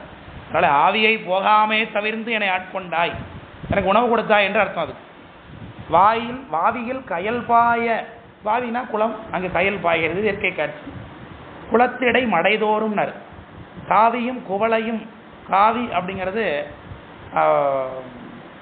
இந்த கருநீல நிறத்தில் பூக்கக்கூடிய ஒரு பூ, கிருஷ்ணருடைய நிறத்தில் இருக்கக்கூடிய பூ. இது குவளைங்கிறது குவளைப்பூ, அதுவும் நீல நிறத்தில் தான் இருக்கும். அதனால தான் காவியம் கண் அப்படின்னு சொல்கிறது என்னத்துனா, கண்ணு சிவப்பாக இருக்குன்னு அர்த்தம் இல்லை, கண்ணு கருப்பாக இருக்குன்னு அர்த்தம். அது காவி நிறத்தில் இருக்குது, கருநீல கலரில் இருக்கக்கூடிய ஒரு பூ. அந்த காவியும் குவளையும் மடைதோறும் ஒன்று சொல்கிறார். மடை என்பது தண்ணீர் ஒரு பாகத்திலிருந்து இன்னொரு பகுதிக்கு போவதற்கு தடைப்படுத்தி சேத்தாலே வைத்திருக்கக்கூடிய மடை, அதுதான் மடையில் வாழைபாயன்னு பாடுகிறார் சாமி. மடைதோறும் காவியும் குவளையும் கமலம் செங்கழு நீரும் மேவிய, இது எல்லாமே மருதத்திணை. குருகாவரும் மருதத்திணை தான். அதனால் இது சொல்லப்படுவது எல்லாமே மருத நிலத்துக்குரிய அடையாளங்கள். பாருங்கள், காவிப்பூவு, குவளைப்பூவு, கமலம்னா தாமரப்பூவு, செங்கழு நீர் பூவு, இதெல்லாம் மருத நிலத்துக்குரிய கருப்பொருள்கள். அதனால் வயல் நீர் இதை வந்து காட்டப்படுகிறது. மேவிய குருகாவூர் வெள்ளடை நீ என்றே, அப்படிப்பட்ட அந்த ஊரிலே நீங்கள் மேவி இருக்கிறீர்கள் பெருமானே என்று வாழ்த்துகிறார். அடுத்த பாடல், பாடுவார் பசி தீர்ப்பாய் என்று சொல்கிறார். இது பெருமானுக்கு அருச்சனை பாட்டையாகும், ஆதலால் மண்மேல் நம்மை சொற்றமிழ் பாடுக என்றான் தூமரை பாடும் வாயான்னு சேக்கரார் சாமி குறிப்பு சொல்லியிருக்கிறாங்க. பாட்டவி காட்டுதும் பாலவியாமே அப்படின்னு, சாமிக்கு நாம் செய்ய வேண்டிய நைவேத்தியம் என்னது? நம்ம சாமியை பாடுவது தான். அதனால் எனக்கு சங்கீதம் தெரியாது, எனக்கு பண்ண தெரியாதுன்னா குறைந்தபட்சம் நாம் முயற்சி பண்ண வேண்டும். இல்லையா நம்மளால் முடிஞ்சதை பாடணும். கோழைமிடராக கவிகோளும் அப்படின்னு சொல்லியிருக்கிறார். நம்ம குரல் எடுத்து பாட வேண்டும் சாமிக்கு. நம்ம சாமியை பாடுவதே அவருக்கு நைவேத்தியமாக அவர் கொள்ளுவார் என்று சொல்லுகிறார். அப்படி அவருக்கு நைவேத்தியம், அப்போ நாம் அவருக்கு சாப்பாடு கொடுக்குறோன்னு அர்த்தம் இல்லையா? அவருக்கு நாம் சாப்பாடு கொடுத்தா அவர் நமக்கு சாப்பாடு கொடுப்பார், இதில் குறிப்பு இருக்கு இல்லையா? பாடுவார் பசி தீர்ப்பாய் என்று சொல்கிறார். அதனால் தன்னடியார் இடர்கண்டு வாழாயிராதவன் என்று சொல்லப்பட்டிருக்கு காரைக்காலாமையார் பாடலில். அதனால் நம்ம பசியோடு இருப்பதை சாமி பொறுத்து கொள்ள மாட்டார். ஒரு தன்னோட அடியார் ஒருத்தர் பசியோடு இருப்பதை சாமி பொறுத்து கொள்ள, அதுக்கு மேலே பசியோடு இருந்தானா அது நம்முடைய கர்மம், அதுவும் இருக்குது. இப்போ நீங்கள் நமக்கு சாப்பாடு இல்லைன்னு சாமி தீர்மானிச்சா அதுவும் கிடையாது தான், அதுதான் அவர் தான் தீர்மானிக்கிறார் இப்போ நமக்கு இல்லையா? அதனால் எப்பொழுதுமே என்ன பண்ணணும், நமக்கு சாமி கொடுத்தாரும் அனுபவிக்கணும் இல்லையா? அது நம்முடைய கண்மா இன்னைக்கு இப்படி இந்த அளவுக்கு சாமி கூட்டு வைத்திருக்கிறார் என்றதை அதை ஏற்றுக்கொள்வதற்கு மனம் சித்தமாக இருக்க வேண்டும். அதில் பாடுவார் பசி தீர்ப்பாய் பரவுவார் பிணி களைவார் என்று சொல்கிறார். பரவுதல் என்பதும் பாடுதலை தான் குறிக்குது இல்லையா? பரவுதல்னு அவரை பாடுவதும் வழிபாடு செய்வது தான். பிணி என்பது நமக்கு இருக்கக்கூடிய துன்பம், நோய், ஆணவ மலம். இடத்துல பசி என்பது வேட்கை, அது முத்தி நோக்கிய வேட்கை. பிணி என்பது ஆணவ மலம். ஆணவ மலத்தை நீக்கி நமக்கு முத்தியும் சாமி கொடுப்பார் என்பது சூட்சமான பொருள். வெளிப்பொருள் நமக்கு நோயை தீர்ப்பார், பசியை தீர்ப்பார் என்பது பொருள். இது ரெண்டுமே அதில் உள்ள அர்த்தமாக அதில் இருக்குது. அதனால் பாடுவார் பசி தீர்ப்பார் பரவுவார் பிணிகளைவாய் ஓடு நன்கலன் என்று சொல்கிறார். சாமி எதில் வாங்குறாரு பிக்ஷை? அவர் ஓட்டில் தான் வாங்குறார். இந்த திருவோடு என்பது பிரம்மகபாலம் அவர் வைத்திருப்பது. அந்த ஓட்டினுடைய பெருமையை திருநீலகண்ட குயவநாயனார் புராணத்தில் சாமி சொல்லுகிறார்.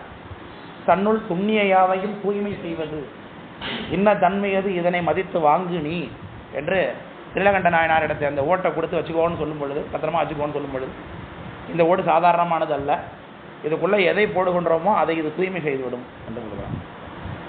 மற்ற திருவோடெல்லாம் அப்படி கிடையாது. மற்ற திருவோட்டில் எதை போட்டால் அதை வாங்கி சாப்பிடுவான் அவன். ஆனால் சாமி வைத்திருக்கூடிய திருவோடு என்பது அதில் நம்மளுடைய தற்போதத்தை விட வேண்டும். அதாவது என்ன, நம்மையே அவர்கிட்ட ஒப்பு கொடுப்பது தான் தற்போதத்தை விடுவது. எனக்கு ஒரு காரியம் இல்லை, நான் கருத்திருத்துவம் எதுக்கும் கிடையாது, நான் எதையுமே பொருளேற்றுக்கொள்ள மாட்டேன், நன்றே செய்வாய் பிழை செய்வாய், நானும் இதற்கு நாயகம் என்று பெருமானிடத்து எல்லாத்தையும் ஒப்பு கொடுக்கணும். அப்படி நாமே அவர்கிட்ட கொடுத்துட்டோம்னா நம்மை அவர் தூய்மை செய்வார் என்பது பொருள். அதனால் சாமி பலிதேர் பிரானா வருகிறார் என்பது அவர் நம்முடைய தற்போதத்தை வாங்குவதற்காக வருகிறார் என்று பொருள் அதற்கு. அதனால் நாம் போய் அதில் பிக்ஷை போடுறோம்னு இன்றைக்கி எல்லோரும் காசு வைக்கிறோம். அதில் போய் பிக்ஷாடனா இருந்தாருன்னா அதில் 100 ரூபா பணம் 50 ரூபா பணம்லாம் வைத்து வாங்கி கொடுக்குறாரு எல்லாருமா, அதை வச்சுக்கோ. அதனால் அந்த ஓடு நன்காலன், அதனால தான் நன்காலன் என்று சொல்கிறார். அதனால் அதை உண்டதும் இல்லை சொல்லினார் அப்பர் சாமி ஒரு இடத்துல. ஒரு பல இடங்களில் இவர் பிஷை வாங்கினாருங்கிற குறிப்பு சொல்கிறாங்க, அதை சாப்பிட்றார் அப்படிங்கிறது கூட சொல்கிறாங்க. ஆனால் தில்லையில் தேவாரத்தில் மட்டும் ஒரு இடத்துல அப்பர் சாமி சொல்லுவாங்க, அதை உண்டதும் இல்லை, வாங்குற ஆனால் உண்டது, ஏன்னா உனக்கு உணவு தேவையில்லை இல்லையா, பெற்றோன் ஒன்று இல்லாது நல்கூர்ந்தான் தான் அப்படின்னார். அதனால் அதெல்லாம் ஒரு வேடம் நம்மை ஆட்கொள்வதற்கு. ஓடுநன் கலனாக உண்பலிக்கு உழல்வானே காடு நல்லிடமாக கடியிருள் நடமாடும். இருட்டு நேரத்தில் நடமாடுவது இந்த நள்ளிருளில் நட்டம் பயின்றாடும் நாதன்னார் மணிவாச பெருமான். காடு என்பது சுடுகாடு. இது சூக்மமாக சொல்லணும்னா இது பிரளய காலத்தில் சுவாமி ஆடுவது, அதுதான் அர்த்தம்.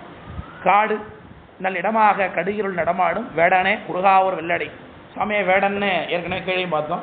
ராதமூர்த்தியாக சுவாமி இருக்கிறார் என்று பார்த்தோம். பார்த்திபனுக்காகவும் கும்பகோணம் தலபுராணத்தில் மகாமகம் உண்டு பண்ணுவதற்காகவும் அந்த கலசத்தை அம்பினால் அடிப்பதற்கு சுவாமி கிராதமூர்த்தியாக வருகிறான்னு பார்க்கணும். கும்பேஸ்வர சுவாமி கோயிலே கிராதமூர்த்தியாகவே சுவாமி தில்லரில் தூணில் இருப்பார். உள்ள போனீங்கன்னா தரிசனம் பண்ணலாம். அந்த வேடனே குருகா ஒரு வெள்ளடை நீ என்று பாடுகிறார். வெப்போடு பிணி எல்லாம் தவிர்த்து என்னை ஆட்கொண்டாய் என்று சொல்கிறார். வெப்பு பிணி இதெல்லாம் எங்கே வந்தது இவருக்கு? இதெல்லாம் என்பது தான் வரப்போகுது இவருக்கு. பின்னாடி இவருக்கு கண்ணு தெரியாமல் போகுது. பின்னாடி பார்க்க போகிறோம். திருவொற்றி வந்ததுக்கு பிறகு தோல்நை வரப்போகிறது பார்க்க போகிறோம். ஆனால் இங்கேயே சொல்கிறார். அதை என்ன காரணம்னா இதெல்லாம் இது வரைக்கும் வராமல் தவிர்த்திருக்கிறாய்னு அர்த்தம். அதுவே பெரிய குணப்படும் இல்லையா? வந்ததுக்கு பிறகு குணப்படுத்துறது வேற, இது வராமல் தடுக்கிறதே வேற இல்லையா? எந்த நோயும் இது வரைக்கும் வரலங்கிறதே நமக்கு பெரிய கொடுப்பணும் தானே. எவ்வளோ பேர் நோயோட நம்ம வச்சிருக்காரு சாமி. இந்த உலகத்தில் அந்த நோயை கண்பத்தை உண்டுபடுத்தி வைத்திருக்கார். நம்ம நிம்மதியாக இன்றைக்கி பாடம் கேட்க வச்சிருக்கார். ஆஸ்பத்திரிக்கு போகிற சூழ்நிலை வைக்கல இன்னும் இல்லையா? அதனால் வெப்போடு பிணியெல்லாம் தவிர்த்து என்னை ஆட்கொண்டாய் ஒப்புடை ஒளிநீளம் ஓங்கிய மலர் பொய்கை அப்படி அழகாய அணிநடை மட அன்னம். இதெல்லாம் அந்த ஊரில் உள்ள காட்சி. முருகார் இல்லடையில் மலர் பொய்கை தாமரப்பு பூத்திருக்கக்கூடிய ஒரு குளம் இருக்கிறது. அது ஒளி நீளம் ஓங்கிய மலர் பொய்கை என்று சொல்கிறார். நீளம்ங்கிறது சுனை நீளம் ஒட்டு அலரும் கேதாரமே, நீலப்பூ, அதான் அந்த குவளைப்பூ முதலியவை எல்லாம் நீலோத்பலம்னு சொல்லுவாங்க. அதெல்லாம் அங்கே பூத்திருக்கு. அது ஒளி பொருந்தியதாக இருக்கிறது என்று சொல்கிறார். ஒப்புடை ஒளி நீளம் ஓங்கிய மலர் பொய்கை அப்படி அழகாகிய அணிநடை மட அன்னம்னார். அது எப்படி அழகாக இருக்குதோ, அந்த மலர் பொய்கை எப்படி அழகாக இருக்கிறதோ அதே போல் அழகாக இருக்கக்கூடிய மட அன்னம் என்று சொல்கிறார். மடனா அழகுன்னு அர்த்தம். அழகு பொருந்திய அன்னப்பறவை மெய்ப்படு குருகாவூர் வெள்ளடைனி என்றேன்னா அந்த அன்னப்பறவைகள் நீந்தி கழிக்கக்கூடிய அந்த அழகுடைய பொய்கையுடைய குருகாவூர் என்ற அந்த ஊரை வர்ணிக்கிறார் சுவாமி. 5வது பாடல்ல வரும் பழி வாராமே என்னார். அது என்ன வரும் பழி? வரும் பழி என்ன நமக்கு? ஆகாமியம். வேற ஆகாமியம். நம்ம செய்ய செய்ய வருவது என்னது? நம்ம பிராரத்தத்தை கழிக்க கழிக்க வரக்கூடியது ஆகாமியமாகிய பழி. அதை வாராமல் தவிர்த்தார். ஆகாமியத்தை எப்படி நம்ம கழிப்போம்? எப்படி வராமல் தடுத்துக் கொள்வோம்? திருவைந்தெழுத்து. திருவைந்தெழுத்து மூலமாக ஞானத்தழலால் கொடலாமே அப்படின்னு சித்தியார் இல்லையா? ஞானத்தழல் என்பது திருவைந்தெழுத்து. நம்ம திருவைந்தெழுத்து சொல்லி சொல்லி பெருமானுடைய பெருமையை பேர சொல்லி சொல்லி நம்ம ஆகாமியத்தை உண்டு பண்ணாமல் தவிர்த்து கொள்ளலாம் இல்லையா? குற்றொருவர் குறை கொண்டு குலைகள் சூழ்ந்த கலவெல்லாம் குற்றொருவர் செய்த தீமை இம்மையே வரும் திண்ணமே மற்றொருவரை நினைப்பிலேன் மறவாது எழுமட நெஞ்சமேனர். எந்த காரியம் செய்தாலும் பெருமானை நினைத்து எழ வேண்டும். ஏன் ஏந்திருக்கிறதா? எந்த செயலை செய்ய ஆரம்பித்தாலும் பெருமானுடைய கருணையினாலே இது நடக்குது. நல்லது நடந்தாலும் அது சாமி தான், கெட்டது நடந்தாலும் அது சாமி தான். அவரே தான் அதை செய்ய வச்சார், அவருக்கே தான் அந்த பலன் என்பதை நாம் எண்ணிக்கொண்டு நாம் இருந்தோம்னா அதனால் வரக்கூடிய ஆகாமியம் நமக்கு வராது. இதுதான் அதுக்கான சொல்யூஷன் சொல்லுகிறது. பிரார்த்தத்துக்கு தீட்சை. எப்படி குருநாதருடைய சாமீபியம் நமக்கு ஏற்படுகிறதோ அப்போவே நம்முடைய சஞ்சித கண்மா எல்லாம் நீங்குகிறதுன்னு பார்க்குறோம். தீட்சை பண்ணிய மாத்திரத்தில் நமக்கு சஞ்சித கண்மா நீங்குகிறது. ஆகாமியம் திருவைந்தெழுத்தால் நீங்குகிறது. பிரார்த்தத்தை அடியார் தொடர்பு நமக்கு மெளிவிக்கும் என்று பார்க்கிறோம். தெரிஞ்ச பிரார்த்தத்தை நம்ம அடியார் தொடர்போட இருந்து அந்த கூட்டத்தோடு நாம் இருக்கும் பொழுது நம்முடைய அறிஞர்கள் முதலியார் அதுக்கு உரை எழுதுகிறாங்க. சிஞான போத உரையில் எப்படி பாறை மீது ஒரு மரமுளையை அடித்தோம்னா தரையில் அடிச்சிங்கன்னா மரம் மலைக்குச்சி தரையில் அடிச்சிங்கன்னா அது உள்ளே இறங்கும். அதே பாறை மீது ஒரு மரம் முளைக்குச்சி அடித்தோம்னா பாறை செதறுமா? குச்சி தான் செதறும். அதுபோல் அந்த பிராரத்த தன்மாவை அடியார் கூட இருக்கும் பொழுது நாம் அனுபவித்தோம்னா அதோட பயனை நாம் நுகரவே மாட்டோம் என்று சொல்கிறோம். அது பெருசாகவே நமக்கு தெரியாது. அதனால் அது மெளிவுபடுத்துவார் சாமி என்று சாஸ்திரம் பேசுகிறது. அதனால் இங்கு வரும் பழி வாராமை தவிர்த்து என்னை ஆட்கொண்டாய் சுரும்புடை மலர்கொன்றை சுண்ண வெந்நீற்றான் என்று. சுண்ண வெந்நீர் பாருங்க, ஞானசம்பந்தருடைய தேவாரத்திலேருந்து எடுத்துக்கிறார் இந்த வரியை. அந்த ஊருடைய சுண்ண வெந்நீரன் என்று அப்படின்னு பாடுறாரு. அது அந்தாளி குறிஞ்சில் 2 பதிகம் தான் நமக்கு திருமுறையில் இருக்குது. ஒன்று கல்லூர் பெருமணம், இன்னொன்று சொன்னவன் நீரணி. அவங்க அந்த பதிகத்தை எப்படி சுந்தரமூர் சுவாமிகள் அந்த பதிகத்தை எப்பொழுதும் காட்டிக்கிட்டே வராங்க. அதுக்கு முன்னாடி கோயில்கள்லையும் அவங்க பாடினதையே பாடுவேன் அப்படின்னு சொல்லுகிறார். ஞாவுக்கரசரும் ஞானசம்பந்தரும் பாடிய பதிகத்தையே சொல்லுவதே சொல்லி ஏத்துக்கப்பானே என்று அங்கே பாடுகின்றார். இங்கேயும் நாவுக்கரசரை துதித்து அதன் மூலமாக நீடூரை நினைவு பண்ணி பாடினார்னு பார்த்தோம் கீழே இன்னைக்கு காலையில். கீழே ஞானசம்பந்தருக்கு கோலக்காவல காலம் கொடுத்ததை பாடியதை பார்த்தோம். அதனால் அந்த பரமாச்சாரியர் மீது அவர் எப்படி பக்தி பண்ணுகிறார் எண்ணி பாருங்கள். சாமியே கூட வந்து அவருக்கு இவ்வளோ உதவி பண்ணாலும் கூட பரமாச்சாரியர் மீது பக்தி பண்ணுவதை மட்டும் அவர் விடவில்லை. அதனால தான் சாமி வரார் இல்லையா? சாமியாக அவருக்கு வராருன்னா பரமாச்சாரியர் மீது பக்தி பண்ணதுனால தான். அப்புறம் சாமியை நின்று அவர் சித்தவட மடத்தில் தூங்கினதுனால தான் சாமி வராரு அங்கே இல்லையா? அதனால் ஒரு மறைக்காட்டுக்கு சென்று அந்த கதவு பக்கத்தில் போய் நின்றுக்கிட்டு நாயன்மாரை நினைந்து உருகி அழுதார் அப்படின்னு சொல்கிறார் சேக்கராஜாமி. அந்த கதவை தானே இவங்க திறந்து அடைக்க பாடினாங்க 2 பேரும் அப்படின்னு எண்ணி கொண்டு அந்த கதவு பக்கத்தில் போய் நின்று கொண்டு அழுகிறார் சாமின்னு அதை சேக்கராஜாமி காட்டுறாங்க. அதனால் இங்கே சுண்ணவெண்ணீர்னு அந்த பதிகத்துடைய வரியை எடுத்து இங்கே பயன்படுத்துகிறார் சாமி. சுண்ணவெண்ணீற்றானு வெள்ளை நிறத்தில் திருநீர் பூசி கொண்டிருக்கிறவர் நடத்தும். அரும்புடை மலர்ப்பகை அள்ளியும் மல்லிகையும் விரும்பிய குருகாவூர் வெள்ளடி நீ என்றேனர். அரும்புடை மலர்ப்பகை அள்ளி மல்லிகை. இதை மல்லிகைங்கிறது புதர் செடி, அள்ளிங்கிறது நீர்ப்பூ, கோட்டுப்பூ, கொடிப்பூ, நீர்ப்பூ, நிலப்பூன்னு நமக்கு காட்டப்படும் முருகநாயனார் புராணத்தில். இதை வேறையாக காட்டுறாரு. விரும்பிய ஏன்னா அரும்புடை மலர் பொய்கை அள்ளியும் மல்லிகைன்னு ஒன்று அந்த பொய்கையில் தான் மல்லிகையும் பூக்குதுன்னு நினச்சிக்கூடாது.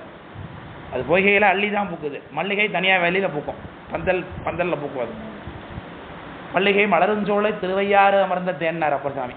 அதனால் விரும்பிய குருகாவர் வெள்ளடி நீ என்றே பன்னிடை தமிழொப்பாய். இது ரொம்ப சிறப்பான பதிகம். இது அத்துவிதத்தை காட்டுவதற்குரிய அற்புதமான பாடல். இது அத்துவிதத்தை சொல்லும் பொழுது ஞான சம்பந்த பெருமானாரும் சுபகாசாரத்தில் 19வது பாட்டில் சொல்லுவார். அத்துவிதம்னா என்னென்னா பழமும் சுவையும் போல அப்படின்னு காட்டுவார்.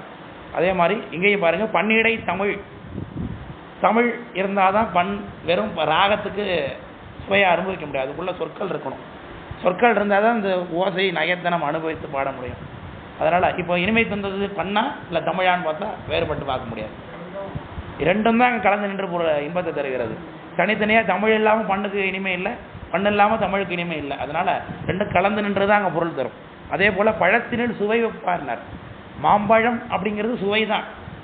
இந்த சுவை தான் மாம்பழத்தை நினைவு விட்டுக்கிறது. இதுதான் இதை டேஸ்ட் பண்ணி இது மாம்பழம் அப்படின்னு எண்ணி பார்க்குறோம்னா அது என்னது? சுவை தான். ஆனால் சுவை அப்படின்னாலே மாம்பழமா இல்லை.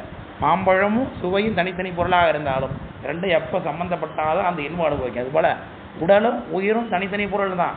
ஆனால் ரெண்டும் சம்மந்தப்பட்ட இடத்து தான் அங்கே பொருள் உண்டு. உடம்பு இல்லாமல் உயிருக்கு தன்மை இல்லை, உயிர் இல்லாமல் உடலுக்கு தன்மை இல்லை. அதே போல் உயிரானது முக்தி நிலையில் பெருமானுடைய திருவடியில் கலந்து நிற்கும். அவள் பெருமானும் சாமியும் உயிரும் ஒன்றாயிடுவாங்களான்னு ஒன்றாக மாட்டாங்க. உயிர் அப்பவும் தனி பொருள் தான். உயிர் கெட்டு போயிடாது, சிவமாகவே ஆகிடாது. ஆனால் உயிர் அப்பவும் என்னது? ஆனால் தனி பொருளாக இருந்ததுன்னா கலப்பு இல்லாமல் போயிடும். கலப்பாயிடுச்சுனாக்க தனித்தனி பொருளுங்கிறது இல்லாமல் போயிடும். அதனால் இரண்டும் அந்த நேரத்தில் மட்டும் இணைந்து நிற்கிறது. அதை தான் நம்ம அத்துவீதம், சுத்த அத்துவீதம் என்று சொல்லுகிறோம். ரெண்டும் கலந்திருந்தாலும் தனித்தனி பொருள்கள் தான் என்பதை குறிப்பதற்காக தான் அத்துவீதம்ங்கிற அந்த சொல்லுக்கு இதெல்லாம் பயன்படுத்துகிறார்கள். அதை இங்கே பன்னிடை தமிழொப்பாய் பழத்தினில் சுவையப்பாய் என்று அனைத்திலுமே அத்துவிதமாக கலந்திருக்கார் சாமி என்பதை காட்டுகிறார். இதை எடுத்துக்கொண்டு தான் சிவாத்துவித சைவர்கள் என்கின்ற ஒரு அகச்சமயத்தார் இதெல்லாம் எடுத்துக்கொள்கிறார்கள். சுவாமி எல்லாத்துலேயும் தானே இருக்கார். அப்புறம் சாமி எல்லாவற்றிலையும் எழுஞ்சுடராய் எம்மடிகள் என்றவாரேன்னு எல்லாவற்றிலையும் இருக்காருன்னு பாடுறாரு சாமி. நீ ஆனாய் நானா ஆனாய் என்னாரு. பழங்கால ஆனாய் பழத்தினுன்ற ரதங்களும் நுகர்வானந்தானாயின்னார். அப்போ பழமும் அவர் தான், சிக்கிறவரும் அவர் தான்னா அப்போ இருக்கிறதுல உலகத்தில் ஒரே ஆள் தான் சாமி மட்டும்தான்ட்டாங்க இல்லை. அதுதான் அது சிவாத்வித செய்வர்கள் தான் அவங்களுக்கு பேர். அப்போ அதை நேற்று மறுத்து எடுத்து அதுக்கு என்ன மறுப்பு சொல்கிறோமா சிவாச்சாரன்னு பார்த்து எடுத்து போட சொன்னேன். யாரும் போடலை. சரி இருந்துட்டு போட்டான். அதனால் பன்னிடை தமிழ் வைப்பாய் பழத்தினில் சுவை வைப்பாய் கண்ணிடை மணி வைப்பாய் கண்ணுக்குள்ள மணியாக இருக்கிறாய் என்று சொல்லுகிறார் சாமி. அவன் என் கண்ணுளானேன்னு பாடுகிறார் அப்பர் சாமி காலத்தில். கண்ணிடை மணி வைப்பாய் கடு இருள் தொடர் வைப்பாய் என்று சொல்கிறார். அதனால் கடு இருள் சுடர்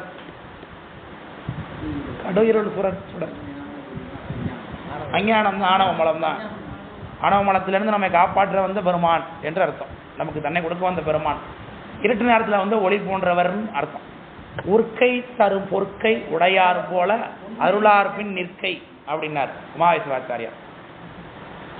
இருட்டு நேரத்தில் தீப்பந்தம் பிடிச்சி கொண்டு போகிறோம். எங்கே பிடிப்போம்? நமக்கு பின்னாடி பிடிச்சிட்டு போவோமா? நமக்கு முன்னாடி பிடித்து கொள்வோம் இல்லையா? அப்போது நமக்கு முன்னாடி தீப்பந்தத்தை பிடித்து கொண்டு அதுக்கு பின்னாடி நாம் இருந்து கொண்டு உலகத்தை பார்ப்போம். அதுபோல் திருவருளை முன்னிறுத்தி வைத்துக்கொண்டு திருவருளுக்கு பின்னின்று நாம உலகத்தை பார்க்க வேண்டும் என்பதற்கு உருக்கை தரும் பொற்கை போல் உடையவர் போல் அருளார் பின் நிற்கை அப்படின்னார். அந்த அருளார் நிலை அப்படின்னு காட்டுக்கிறார். அந்த தீப்பந்தத்துக்கு போயிட்டு நம்ம நிற்கிறது போல. அப்போ கடுயிருள் சுடர்னா அதுதான் திருவருளாக இருக்கிறார் என்றார். நமக்கு பெரித்து நம்மை வளர்த்தெடுத்த பை வலை என்று காட்டுகிறார். மண்ணிடை அடியார்கள் மனத்து இடர்வாராமேனார். அடியாருக்கு மனசுல இடர் வராம அவர் காப்பார். அதான் தன்னடியார் இடர்கண்டு பாழாயிராதவன் தரித்திலர் தேவதேவர்னார் சேகரார் சாமி. கண்ணப்பனாயினார் அடுத்த கண்ணை தோண்ட போகும்போது சாமியால தாங்கிக்க முடியவில்லை அதை. அதனால தரித்திலர் தேவதேவர் சொல்லிட்டு நெல்லு கண்ணப்ப நெல்லு கண்ணப்ப நெல்லு கண்ணப்ப அப்படின்னு சொன்னார் சொல்லுகிறார். அவரால் தாங்கிக் கொள்ள முடியாது. அது அந்த நேரத்தில் அவர் அற்புதம் தன்னுடைய பெருமையை கூட அவர் காட்டவில்லை. சங்கல்ப மாத்திரத்தில் எதுவும் செய்யக்கூடிய சாமி ஊட்டி அறிந்தார் அறிவாற்றநாயனர். உடனே கையே வருது, கீழே இருந்து வந்து கையை வந்து பிடித்துக் கொள்கிறதுன்னு பார்க்கணும். அதனால் அடியாருக்காக அவர் செய்வதை அவரால் தடுத்து, அடியார் தன் பொருட்டு செய்யக்கூடியதை அவரால் பொறுத்து கொள்ளவே முடியாது. அதே மாதிரி அடியாருக்கு யாராவது துன்பம் செஞ்சாலும் அதையும் அவரால் பொறுத்து கொள்ள முடியும். தன்னுடைய ருத்ராட்சதாரணம் திருநீர் தரித்து கொண்டிருக்கக்கூடிய அடியார்கள் யாராவது துன்பம் செஞ்சால் கூட சாமியால் பொறுத்து கொள்ள முடியாது. அவர்களையும் தண்டிப்பார். அதாவது அடியாருடைய இடரையும் அவரால் பொறுத்து கொள்ள முடியாது. ஆனால் நாங்கள் ரொம்ப கஷ்டப்படுறோமே சார், அப்படி ஒன்றும் சாமி ஒன்றும் அருள் பண்ணுற பேர் ஒன்றும் தெரியலையா அப்படிதான். அதனால் நம்மளை சந்தோஷமாக சாமி வச்சுருக்கார். நம்ம எக்ஸசைஸ் தான் நினச்சிட்டு விரும்பி கொண்டிருக்கிறோம் இல்லையா? நமக்கு நல்லா எல்லாத்தையும் சாமி வச்சுருக்காரு. உடம்பு நல்லா வச்சுருக்காரு. அது மொத்தம் முதல்ல நல்லா பேச வைக்கிறார், பாட வைக்கிறார். சாப்பிட்டா சாப்பாடு செரிக்குது, பிரச்சனை இல்லாமல் எல்லாம் வெளில போகுது, நல்லா சாப்பிட்டு செரிச்சதெல்லாம். இதை விட வேறு என்ன உபகாரம் நம்ம இந்த உலகத்தில்? இதெல்லாம் இல்லாமல் எத்தனை பேர் இருக்கிறாங்க உலகத்தில்? தண்ணி குடிக்கிறதுக்கு மூக்கோழியாக டீ போட்டவங்களும் எத்தனை உலகத்தில் வாழ்ந்து கொண்டிருக்கிறாங்க. அதுமாரியான சாமி நம்ம வைக்கவில்லையே, நல்லா வச்சுருக்காரு, பிரச்சனையே இல்லாமல். அவர் பேரை சொல்கிறதுக்கு நல்லா தான் அந்த நாக்கை கொடுத்து வச்சுருக்கார். வணங்க தலை வைத்து வார்கழல்வாய் வாழ்த்து வைத்து அப்படின்னு இந்த மாதிரி ஞான சாஸ்திரத்தை ஓதி காட்டுவதற்கு இப்போ தருமபுர ஆதீன தொடர்பையும் நமக்கு ஏற்படுத்தி வச்சுருக்காரு. இதை விட வேறு என்ன பெருங்கரை அவற்றை நம்ம எதிர்பார்க்க முடியும்னு தெரியவில்லை இல்லையா? அதனால் நாம் மற்றது கேட்குறதுல வேறு ஏதாவது தான் நல்லா இருக்கணும், நல்லா குடும்பத்தில் சண்டை வரக்கூடாது, பிள்ளைக்கு வேலைக்கு போகணும், பிள்ளைக்கு படிக்கணும், இதெல்லாம் நம்ம எக்ஸசைஸ் பண்ணுறது தான். இதெல்லாம் கொடுத்து சாமி அஜி கொடுப்பாருன்னு நம்பிக்கை இல்லை அவர் மேல். அதனால் மனத்து இடர் வாராமல் விண்ணிடை குறுகாவு. நம்ம இது இன்றைக்கு எதை இடர்னு நினைக்கிறோமோ அது சில காலம் கழித்து பார்த்தீங்கன்னா இதுக்கெல்லாமே போய் கவலைப்பட்டு கொண்டு இருந்தோம் நம்ம என்று எண்ணக்கூடிய சூழல் வந்துடும். அப்போ நல்ல வேலை சாமி அதை எனக்கு செய்யலை, நான் அது நடக்கும்னு கேட்டுக்கொண்டிருந்தேன் நம்ம கேட்போம், நினைத்து பார்ப்போம். அதனால் மனத்திடர் வாராமை விண்ணிடை குறுகாவர் வில்லடை நீ என்றே என்று சொல்கிறார். போந்தனை தரியாமே நமன் தமர் புகுந்து என்னைனர். போந்தனைனா நான் இந்த வாழ்க்கையை வாழ்ந்த வகை. இது நம்முடைய குற்றத்தை ஆச்சாரியன் அவர் மேலே ஏற்றி சொல்கிறார். இந்த வாழ்க்கையை நான் எப்படி வாழ்ந்தேன்? கர்மத்துக்கு உட்பட்டு வாழ்ந்தேன், இஷ்டத்துக்கு வாழ்ந்தேன். எல்லாம் கணக்கு என்னாச்சு? பட்டோலை தீட்டும் படி போற்றின்னு எல்லாம் கணக்கில் இருந்துச்சு. பொழுதுபோக்கி புறக்கணிப்பாரையும் அழுது காமித்து அரட்டுகின்றாரையும் எழுதும் கீழ்கணக்கு இன்னும் ஒரு யோசனை என்ன போற்றி பக்கத்தில் பட்டோலை தீட்டும் படி போற்றினார். அது எழுதி வச்சுக்கிறார் சாமி எல்லாத்தையும்.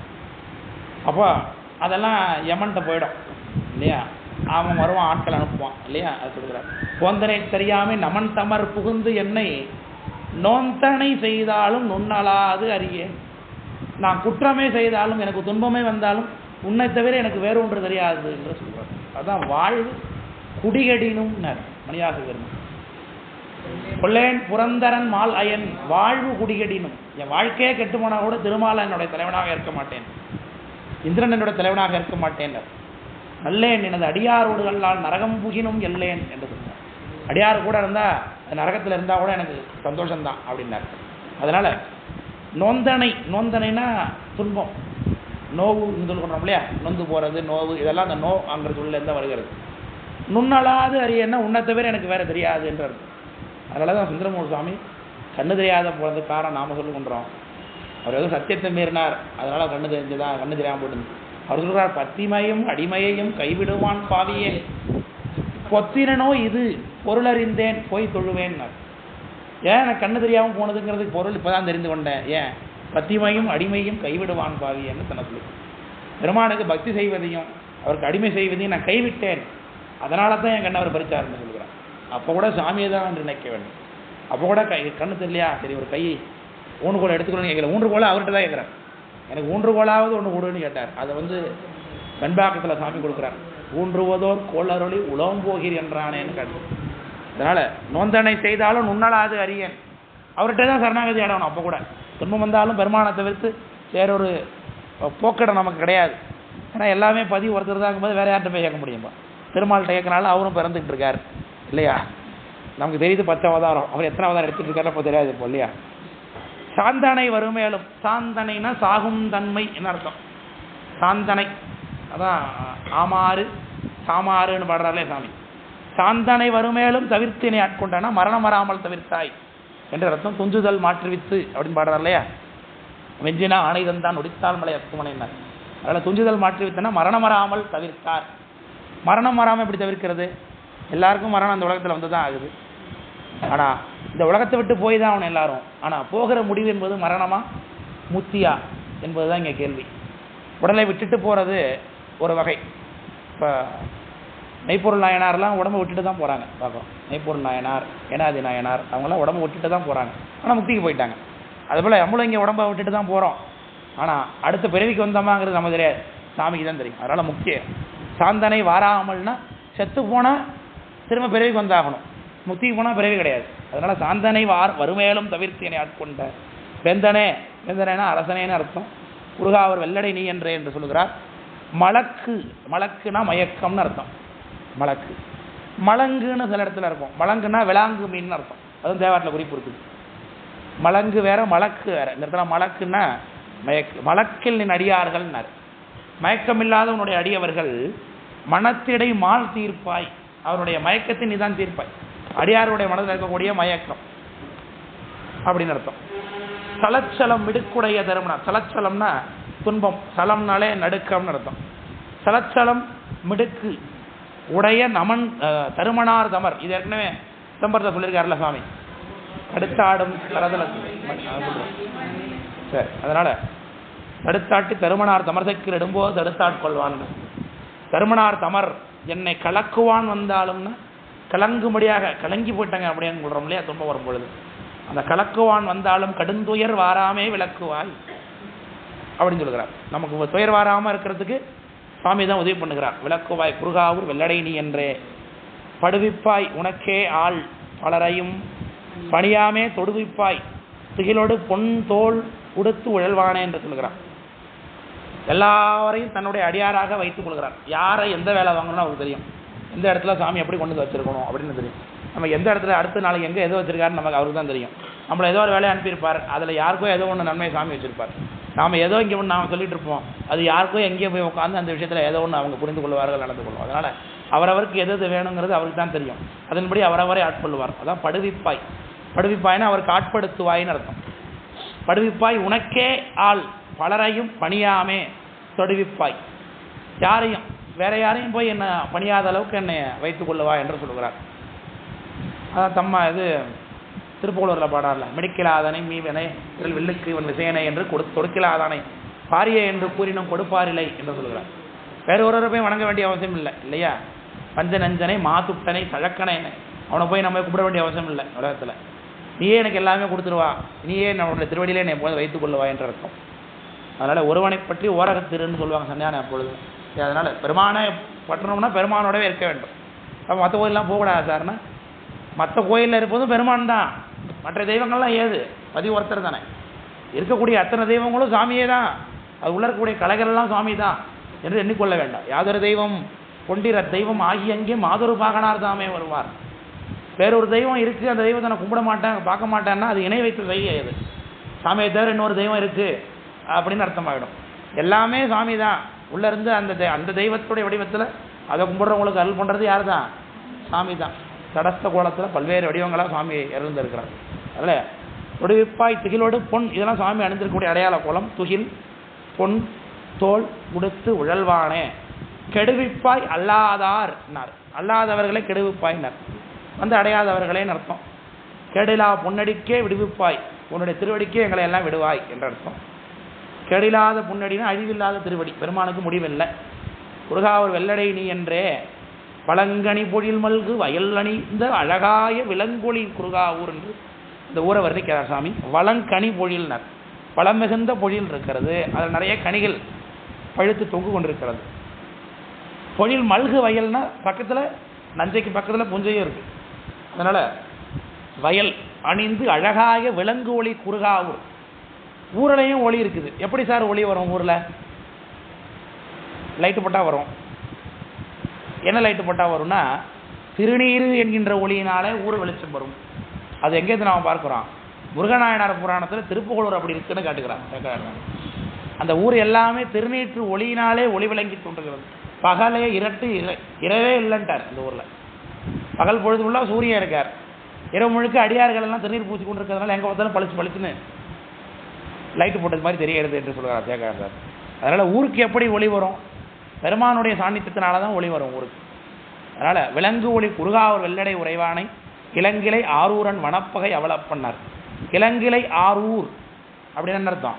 அந்த ஆரூரனுக்கு இளங்கிளை கிடையாது, ஆரூர் ஆகிய ஊருக்கு இளங்கிளை அப்படின்னு அர்த்தம். சிறிய தாவரங்கள் விளைந்திருக்குன்னு அர்த்தம். சின்ன சின்ன கிளைகளை உடையதாகிய அந்த மரமட்டை எல்லாம் உழைத்திருக்கக்கூடிய ஆரூர் என்கின்ற ஊரை சேர்ந்தவர் ஆரூரன். அது சுந்தரமூர்த்தி சாமி. கிழங்கிலை ஆரூரன் வனப்பகை அவலப்பன், அவருடைய தன்னுடைய பொண்ணு, அது கோப்பில் நாயனார் கொடுத்த பொண்ணு, அவருடைய பேரை இங்கே சொல்லுகின்றார். வனப்பகை அவலப்பன் உளங்குளிர் தமிழ் மாலை. இந்த பதிகத்தை என்ன சொல்லுகின்றார் சாமி? உளங்குளிர் தமிழ் மாலை என்று பெயர் வைத்து பத்தர்களுக்கு உரை என்று சொல்கிறார். இதுதான் உரையாக இருக்கிறது என்று ஒரு அழுத்தம் திருத்தமாக சாமி சொல்லி நிறைவு பண்ணுகிறார் என்று சொல்லி அமர்வினை நாம் நிறைவு செய்து கொள்கிறோம். ஐயா இதை கருத்து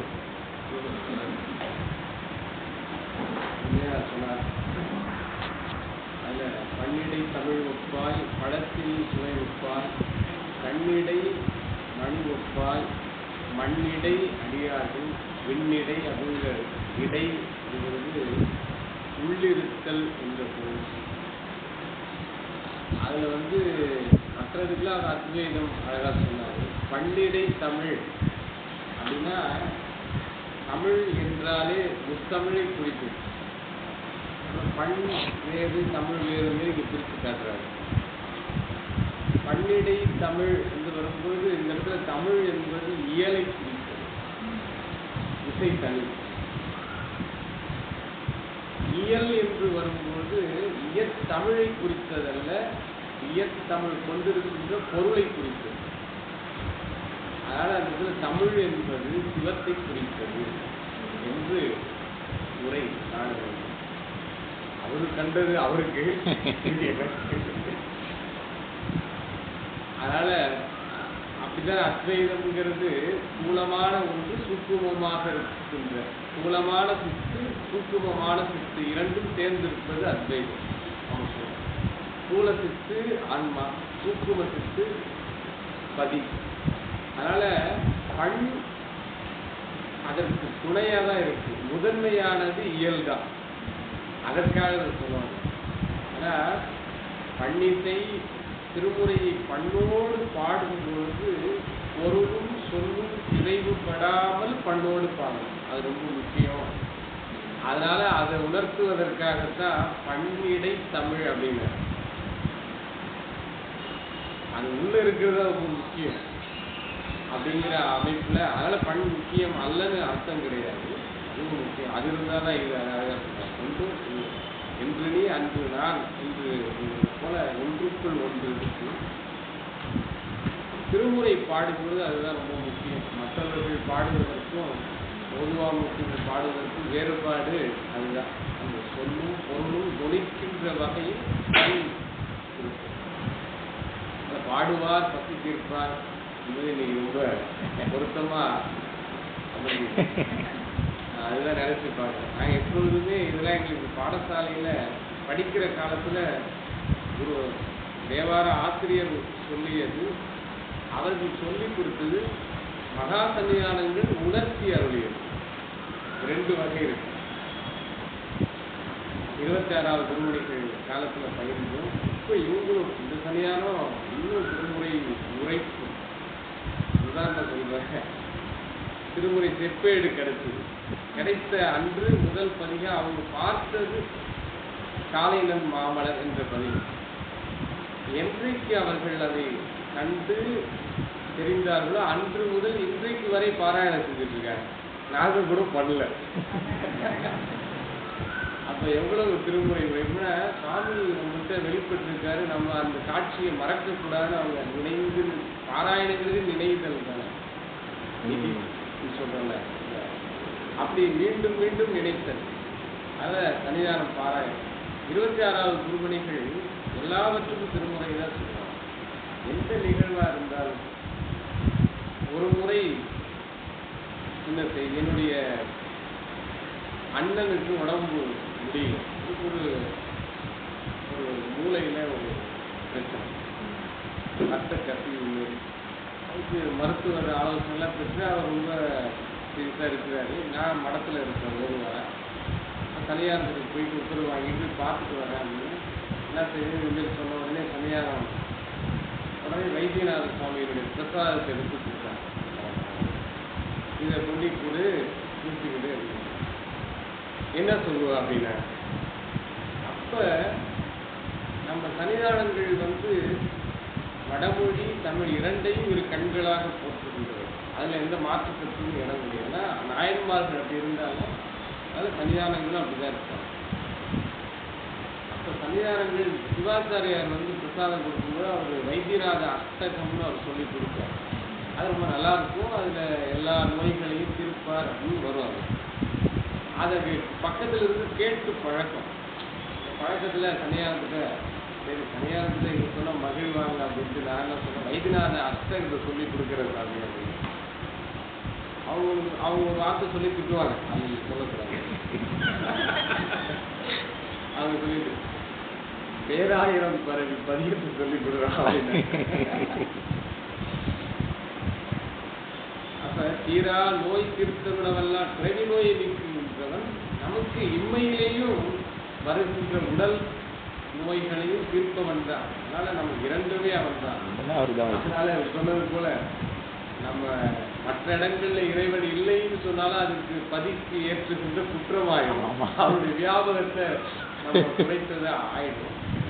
அதனால பேராயிரம் பரவி சொல்லி கூடவே சரியாயிருந்தாங்க. அது சரியாச்சு.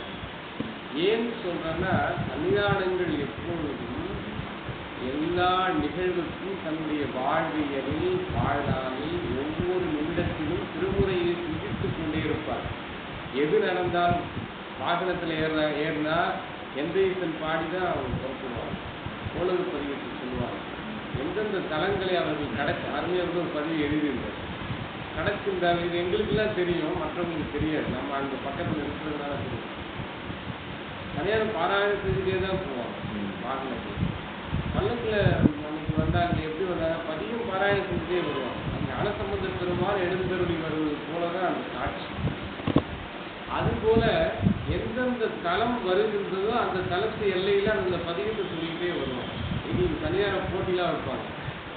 இந்த எல்லையில தொடங்கி அந்த ஊர் எல்லாம் முடிகிறதுக்குள்ள அந்த பதியத்தை சொல்லி முடிச்சுங்க வேகமா 11 பாடல்கள். இது வாகனத்துல நடக்கிற விஷயம். அதனால திருமுறையும் வாழ்வையில அத்திவிதமா இருக்கு. அப்படிங்கிறத பன்னிடை தமிழ் ஒப்பா என்று உணர்ந்து மோதணும். அப்படி உணர்கின்ற வகையில தான் பசிக்குதே நினைச்ச உடனே சாமி திருமணம் கொடுக்க அது நினைந்து பார்த்தா நமக்கு ரொம்ப மனம் நெகிழ்கின்றது. மண்ணிடை அடியார்கள் மனத்திடர் வாராமே. மனசு இடர் வாராமே இன்னிடை திருவன். நம்ம நினைக்கிறது எப்பயுமே நினைக்க முடியும். எப்பயாவது நினைக்கிறோம், நினைச்சதே கொடுத்துருவாரு. அதுபோல வாகனத்துக்குள்ள ஒவ்வொரு நாளும் அப்படி நிற்போம். எப்படி போறது இன்னைக்கு அப்படின்னு பதிவு போடுங்க. அது உணர்றத பதிவு எழுதும்போது நமக்கு அது பிரயோஜனமா இருக்கு. உடனே வாகனம் வருவான், எங்கேயோ போறது நம்ம கூட்டு போவேன் சொல்லி அங்க விட்டுருவேன். இன்னைக்கு நான் பூஜை போனவர்னா அங்க வாசல் நிற்கிற ஒருத்தர் ஐயா நீங்க மடத்துக்கு தானே போனோம் அப்படின்னு கொண்டாந்து விட்டுட்டு போறேன். நான் அதிகம் வந்ததே கிடையாதுங்க. அது போல வாழ்வியலையும் திருமுறைகளையும் நம்ம ஒவ்வொரு நிமிடமும் சிந்திக்க வேண்டும். எல்லாவற்றையும் நமக்கு திருமுறை கொடுக்கும். அதில் எல்லளவும் மாற்றம் கிடையாது. அது மொழிக்காண்டி கிடையாது. அதனுடைய பொருள் சிவபெருமான். அதனால அந்த சிவமே அதில் நுழைந்திருப்பதால் நமக்கு எல்லாம் நிகழும் என்ற வகையில் ஒரு அற்புத பதிகத்தை சிந்தித்தது ரொம்ப மகிழ்ச்சி. சிவாய நம என பேசி என்று அந்த ஒரு விஷயத்தை சொன்னார். பொதுவாக பேசுதல் ரொம்ப நேரம் எடுத்துக்கல, ஒரே ஒரு விஷயம் சொல்லி நிறைய சொல்லுறேன். இதில் பல கருத்துக்கள்லாம் உண்டு. ஐயா என்ன உரை சொன்னான்னு எனக்கு தெரியாது, குறையாக இருந்தாலும் பொறுத்து நாங்கெல்லாம் சகோதரர்கள், அதனால கலந்து கொண்டும் கொடுக்கும், அவ்வளோதான். சிவாய நம என பேசுதல் என்று வரும்பொழுது அது சொல்லாமல் சொல்லி என்றுதான் பொருள். சொல்லாமல் சொன்னவரை சொன்னார், ஆனால் சொல்லலை, உணர்த்தி அப்படின்னா என்று நாம மந்திரங்கள் என்று வரும்பொழுது சூக்கும மந்திரம் என்று வரும்போது அதை உச்சரிக்கிறது கிடையாது பொதுவாக. அது இப்போ ஒரு வழக்கம் அடியார்களுக்கு இருக்கு, நல்லது. அது தவறுன்னு சொல்றது இல்லை. சிவாயனம்னு நம்ம சொல்லிக்கிறோம்ல, அது இப்போ சொல்லலாம். தீட்சை எடுத்துட்டா சொல்லலாமா அப்படின்னு சொல்லக்கூடாது. ஏன்னா தீட்சையை நமக்கு நம்ம அருளாளர் தெளிவாக சொன்னார், பஞ்சாக்கரம் தான் உபதேசம். அதுல வந்து கூட்டாண்டி காட்டுற வேலைலாம் இருக்குது. ஏதோ ஒரு மந்திரங்கள் யாராருக்கு அவங்க பஞ்சாக்கரம் தான் எல்லாருக்கும் உபதேசம் மந்திரம். அது நம்ம அருளாளர்களும் சரி, நம்மளுடைய சந்தானாச்சாரியார்களும் சரி, நம்ம தீட்சை எடுத்த எல்லாருக்குமே தெரியும். அது ஸ்தூலம் சூக்குமம் அதிசூக்குமம் என்றெல்லாம் இருக்கும்போது, ஆனால் தீட்சை பெற்றவர்கள் அந்த மந்திரத்தை சொல்லுவதற்கு உரிமை கிடையாது. யார் சொல்லலாம் அப்படின்னா அது குருவுக்கு மட்டுமே அந்த உரிமை. ஆதீனம் என்ற சொல்லிற்கு அர்த்தம் உரிமையும் உடைமையையும் உடையவர்கள். என்ன உரிமை? நம்மை அடிமையாக கொள்ளும் உரிமை, நம்மை ஆளுகின்ற உடைமை என்ற இரண்டும் அவர்களுக்கே உரியது. மரத்து சொத்து ஆடுறதுக்கு இல்லை, ஆன்மாக்களை ஆட்கொண்டு அருளுகின்ற உரிமையை இறைவன் அவர்களுக்கு கொடுத்திருக்கார். அந்த ஆச்சாரியத்துவத்தை சாமி கொடுத்திருக்கிறார்.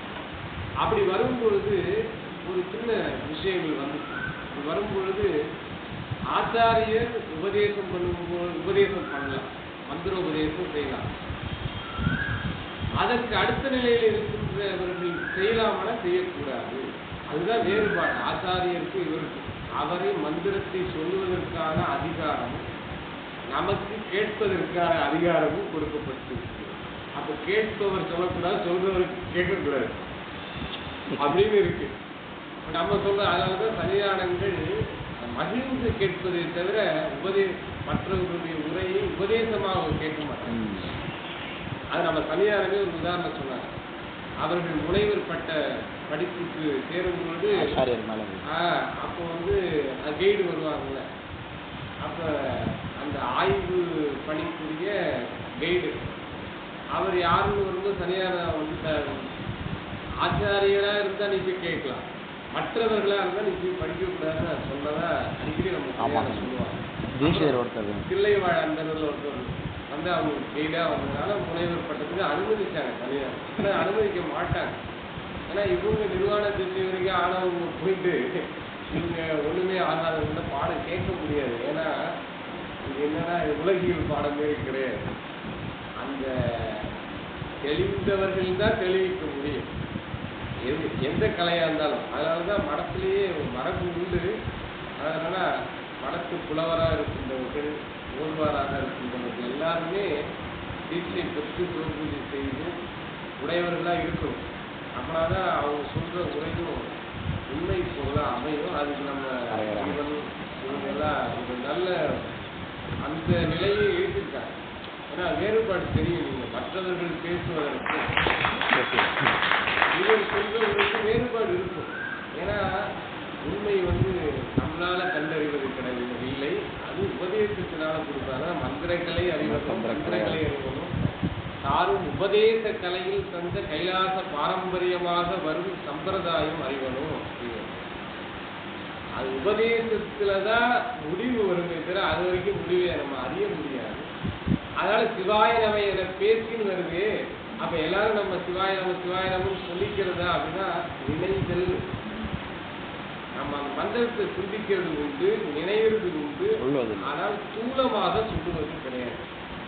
மந்திரத்தை தணிக்கும் பொழுதே 3 வகையாக சொல்லியிருப்பார் பாடத்தில். மனத்துக்குள்ள சொல்றது, நம் செவிக்கு மட்டும் கேட்பது, பிறர் செவிக்கு கேட்பது சொல்வது உண்டு. ஆனால் பிறர் செவிக்கு கேட்பது சொல்வதற்கு ஆச்சாரியருக்கு தான் உண்டு. ஆனால் நமக்கு கணித்தல் என்று இருக்கு. ஸ்தூல பஞ்சாக்கரத்தை எல்லாரும் சொல்லலாம். ஏன்னா அது உலகியலாக தொடங்குறதுனால, அதனாலதான் அருளாளர்கள் நமச்சிவாய பதிகன்னு அப்படி பாடினாங்கன்னு பெரியவங்க சொன்னதை தான் நானும் சொல்றேன். அதனால திருச்சிற்றம்பலம் நம்ம அதனாலதான் வெளிப்படையா சொல்லிக்கிறோம்.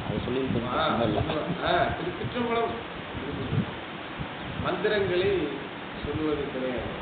ஏன்னா இப்ப உங்க நிலையில சொல்லிட்டீங்க, இப்ப எங்க நிலையில மந்திரத்தை சொல்ல முடியுமா? சூலம் சுக்குமம் அதிசுக்குமத்தை சொல்ல முடியுமா? யாரும் சொல்ற வழக்கம் இல்ல. அது தனியான அருமையா ஒரு சொன்னாங்க. இதெல்லாம் பதிவா போடாதீங்க. என்னன்னா ஒரு கம்பிரான் சாமி, அவர் தனியாரத்துல இலக்கமா பழகிட்டு இருக்கிறது. யதார்த்தமா சாமி எல்லாம் பேசிட்டு இருக்கும்போது இந்த இது ஆப்பிடு எதுக்கு இதை சொன்னா, நீங்க எல்லாரும் அந்த நிலைக்கு வரணும், அவங்க கொண்டு வர்றாங்க எல்லாத்தையும் வரணும், படிக்கிறத நின்றக்கூடாது. அப்ப அவர் என்ன சாமி இந்த நிர்வாணத்துக்கு என்ன மந்திரம் அவரு நம்ம தனியான மூத்தவர். ஈட்சை வயசுல வேறுபாடு நமக்கு கிடையாது, வயசுக்கே கிடையாது, வயசே கிடையாது.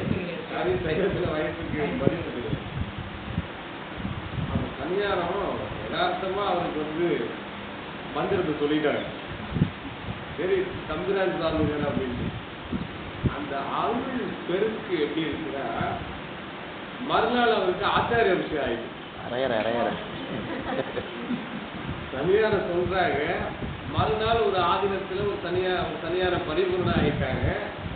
அவரு தேர்ந்தெடுத்து அவர் ஆச்சாரியர் ஆயிட்டாங்க. தனியார்கள் இப்ப ஆச்சாரியரா ஆகல. அது அப்படித்தான். அதாவது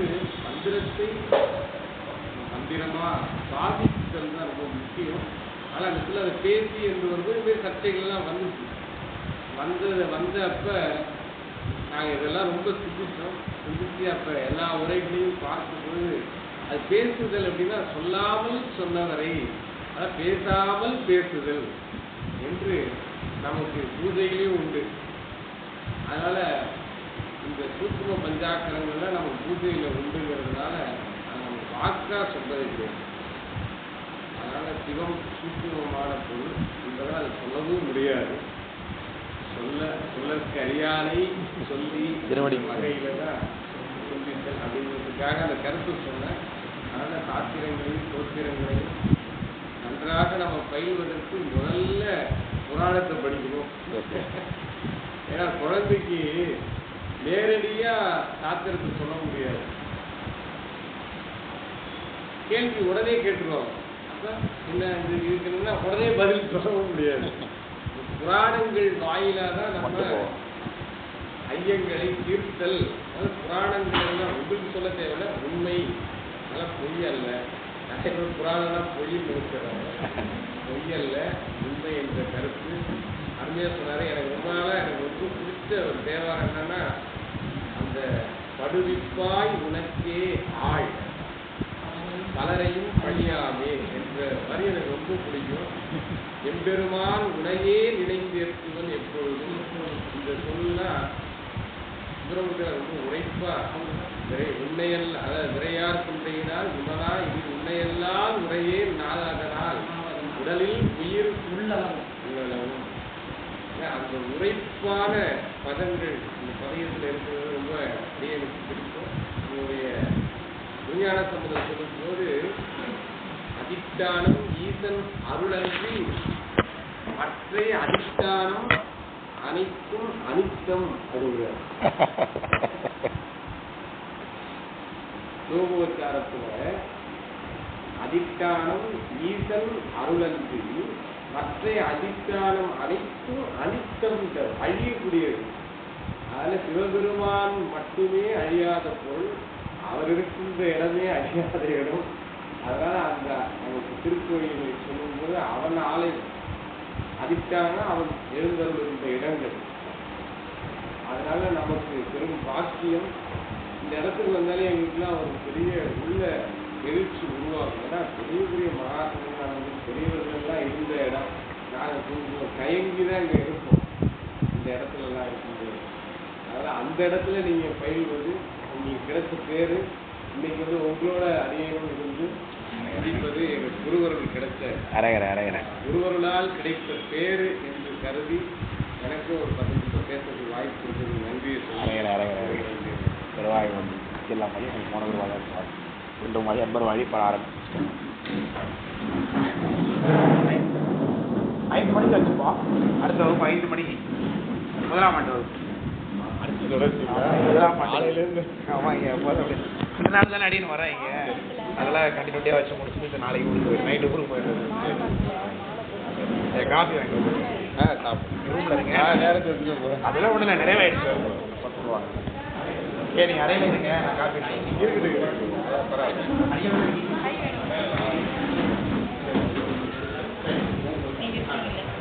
என்ன தெரியும் சொல்லுங்க.